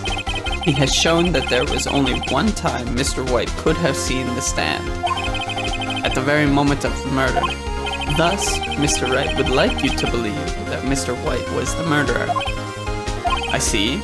However, it is a fact that Mr. White had been to that office well before the murder took place. When he went to place the wiretap, he could have seen the glass light stand then. Ergo, Mr. Phoenix Wright's theory is revealed for the baseless conjecture it is. I wouldn't say baseless conjecture, I'd say it has a lot of standing and it's more likely than your story, but you've just shown some probable grounds or possible grounds that it could not be true. So you're trying to give some reasonable doubt, which is the burden of proof. You will testify to the court about this wiretapping. Absolutely, Your Honor. I feel faint. Come on, Phoenix, we got this. We just gotta prove it beyond a reasonable doubt. It was the beginning of September, the week before the murder. Okay. I had entered the Fay & Co. law offices. Of course, I had done so to place the wiretap. That is when I saw this glass light stand. A week before. So you saw the stand before the night of the incident. And this is how you were able to identify what had fallen over. By the sound? Correct, that is right. I mean, technically the judge can ask whatever questions he wants, but this is going a little far, I think. To try and find any possible solution to his testimony. Very well, Mr. Wright. You may cross-examine. What am I supposed to do now? Oh, thanks, Maya. Thanks. Useless. Okay. It's beginning of September, the week before the murder. You have proof?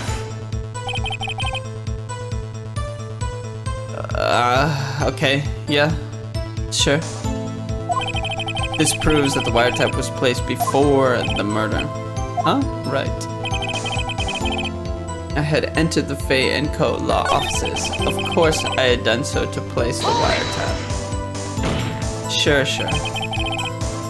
Why did you tap Mia's phone? It has no bearing on the current case, Your Honor. Blue Corp is a detective agency of sorts. We have a responsibility to protect client confidentiality. Alright. That is when I saw this glass light stand. Why did you notice something as innocuous as a light stand? The light stand was made entirely out of glass. It was quite stylish, so I guess it made a lasting impression on me. Such a beauticious thing deserves more attention, does it not? That is all.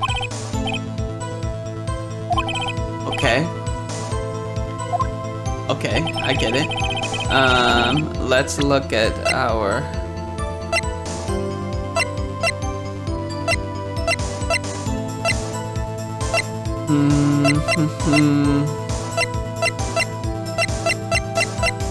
Let's check this phone conversation. September 5th. It's a clock.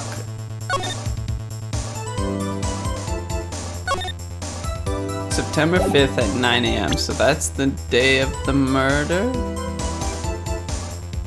Oh, yeah. Then that's just wrong. The week before the murder. That statement contradicts this evidence. What?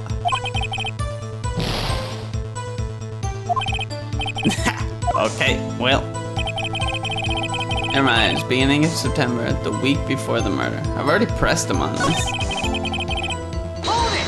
Hold it.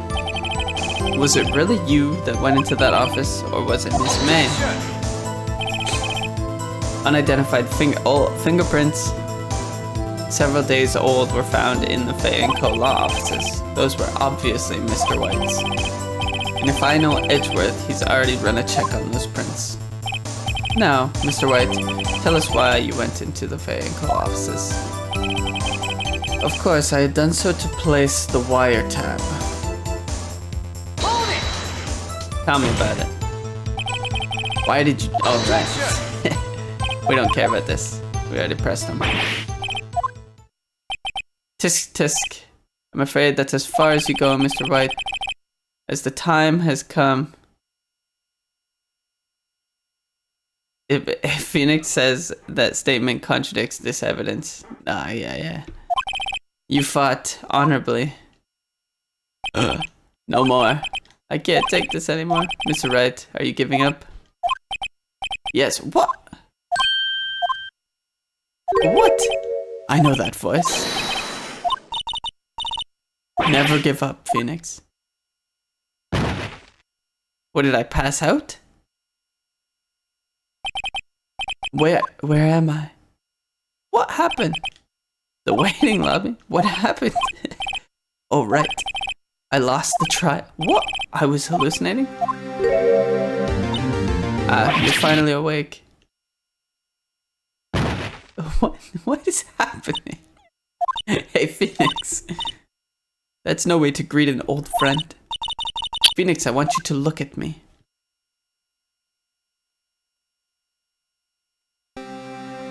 Oh, it's the sister. You're Maya. Didn't you know the Fey women have strong psychic powers? When you accepted your defeat in court, it appears I was enough of a shock to awaken Maya's true powers. So Maya's channeling you, Mia? That's right. I am Maya, but I am also Mia. I want you to listen to me, Phoenix. Maya never gave up. You can't either. That's why I came here to tell you. But we don't have much time, Phoenix. Now listen. You've already won. You have that receipt in the court record, right? Oh yeah, the one you wrote Maya on. Phoenix, right? White wrote that, not me. So what do I do with it? Look at the front of the receipt. Regular receipt. It looks like it's from a famous department store. Big spender. Glass light stand. Date of purchase, September 4. The date. I bought that stand the day before I was killed. Whoa. Now, what did Mr. White say in his testimony? Well, thanks. I would have liked to have known that beforehand. Then I would have pointed that out. There you go. I think the court is about to reconvene. Go do it, Phoenix. You know you're innocent. Now you just have to prove it.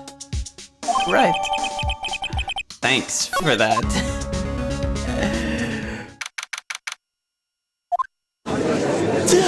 Alright. Court will now reconvene for the trial of Mr. Phoenix Wright. The defendant, rather. Are you alright, Mr. Wright? Yes. Sorry, Your Honor. I'm fine now. Then let's start where we left off. Your Honor, there is nothing to go back on. The cross-examination of Mr. White is finished. All that is required now is for you to pass judgment on the defendant, Phoenix Wright. Your Honor, Please give me one more chance. I promise you this is the last time I'll ask you. But as Mr. Edgeworth has noted, the trial is more or less finished. Mr. Edgeworth, do you have an opinion on this matter? Absolutely. I say, let us give Mr. Phoenix Wright his last chance. Fatal mistake, Edgeworth. Fatal mistake. It was the beginning of September, the week before the murder. Oh shit. Go back. It was the beginning of September, the week before the murder. Receipt. Objection! Objection! Look closely at this. See the word Maya written in blood? You're grasping. I think not. Look at the other side of the receipt. Your Honor, would you tell the court what is written on the other side of that receipt? Well, a glass light stand, and the date of purchase? The day before the murder. You see, Mr. White? When you allegedly enter Fayette Code law offices at the beginning of September, the stand could not have been there. I am. What is he? Exploding? Well, Mr. White, can't get out of this one, can you? It's impossible. Uh-oh. Well, Your Honor, I understand there must have been quite a bit of pressure on you. But I think you'll agree you can't judge me guilty under these circumstances. Very well. Then that is all for the trial of... Objection! Of course you have one objection, Edgeworth. Not so fast, Phoenix Wright. Eh? No way. It's Edgeworth. There is a certain thread of logic to the defendant's claims. However, there is no concrete proof that Phoenix Wright is innocent. Ergo, I would like to request one more day before Phoenix Wright is granted his freedom. I need time to make one more inquiry into this matter. This isn't going to be another one of those updated autopsy reports.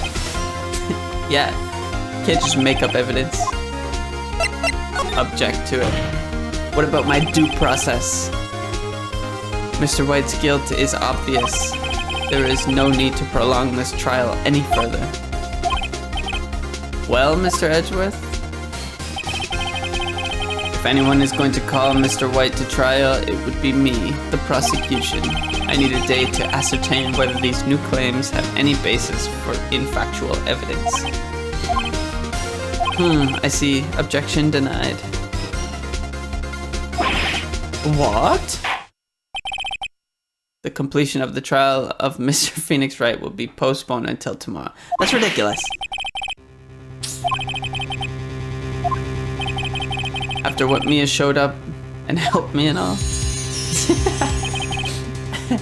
Mr. Your Honor, may I go home? Of course, thank you for your time. Oh, Mia turned into a lawyer?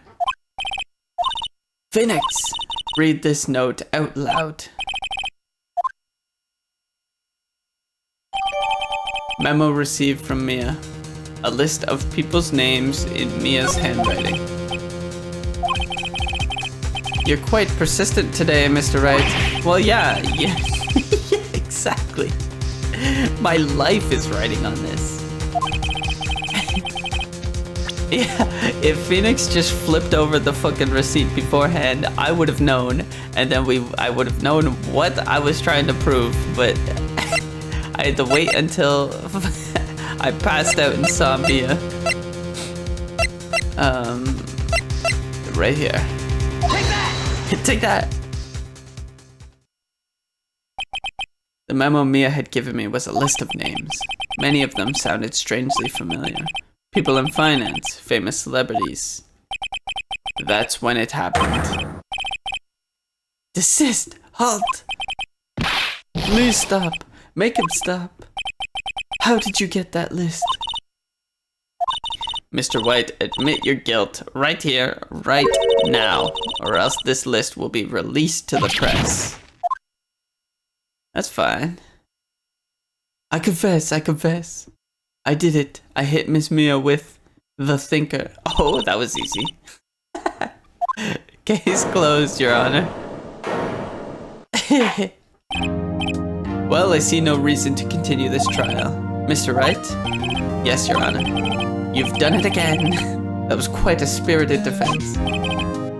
All the odds placed against me. Yes, Your Honor. I guess you could say that.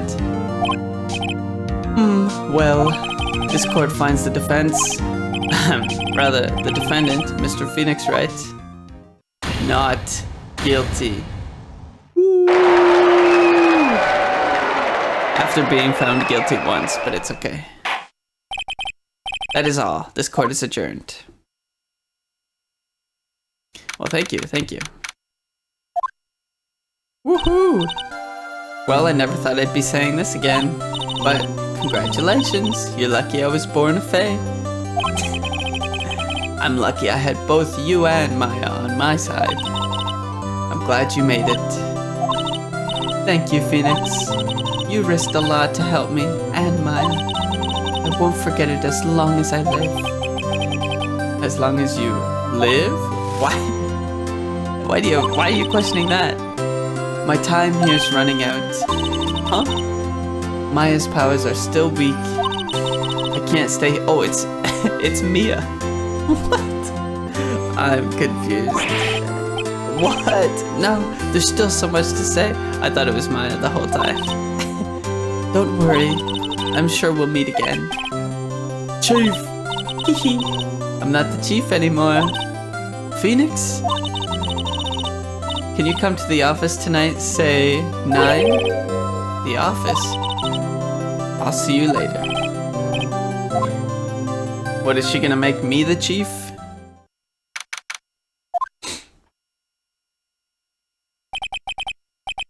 Being here, it's hard not to think about that night. You came, Mia. I was kind of worried you might not. Of course I came.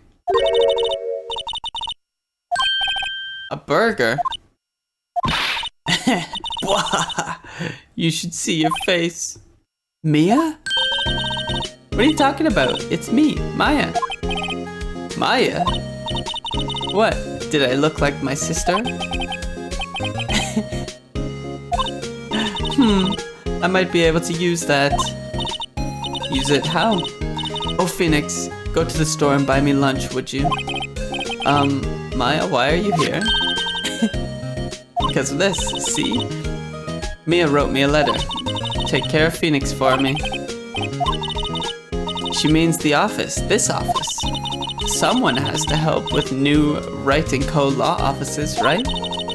And who better but me, Maya Fey, reporting for duty.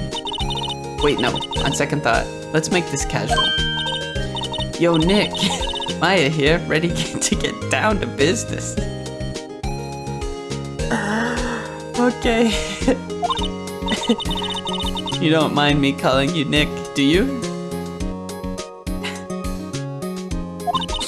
It's a great name, Mia said. That's what your friend Larry calls you. Yep. You know what this means? We're partners. Yeah, does she know she was possessed? I don't know. You know, when I think about it, it is Maya's fault. I'm here now.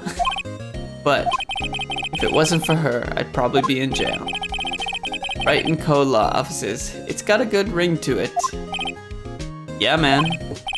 Thanks, Maya. Aw. Good luck, Phoenix. I'll always be here, watching. Well, thank you. Thank you, Mia. Right. Okay, Nick, let's do it. Huh? Do what? Burgers, dummy. Burgers. There's a great burger joint just down the street. Come on, time's a wasting. Wait up. We are in America after all. Nice. Episode 2 in the books. Pretty good. brand new episode has been added. Okay, nice.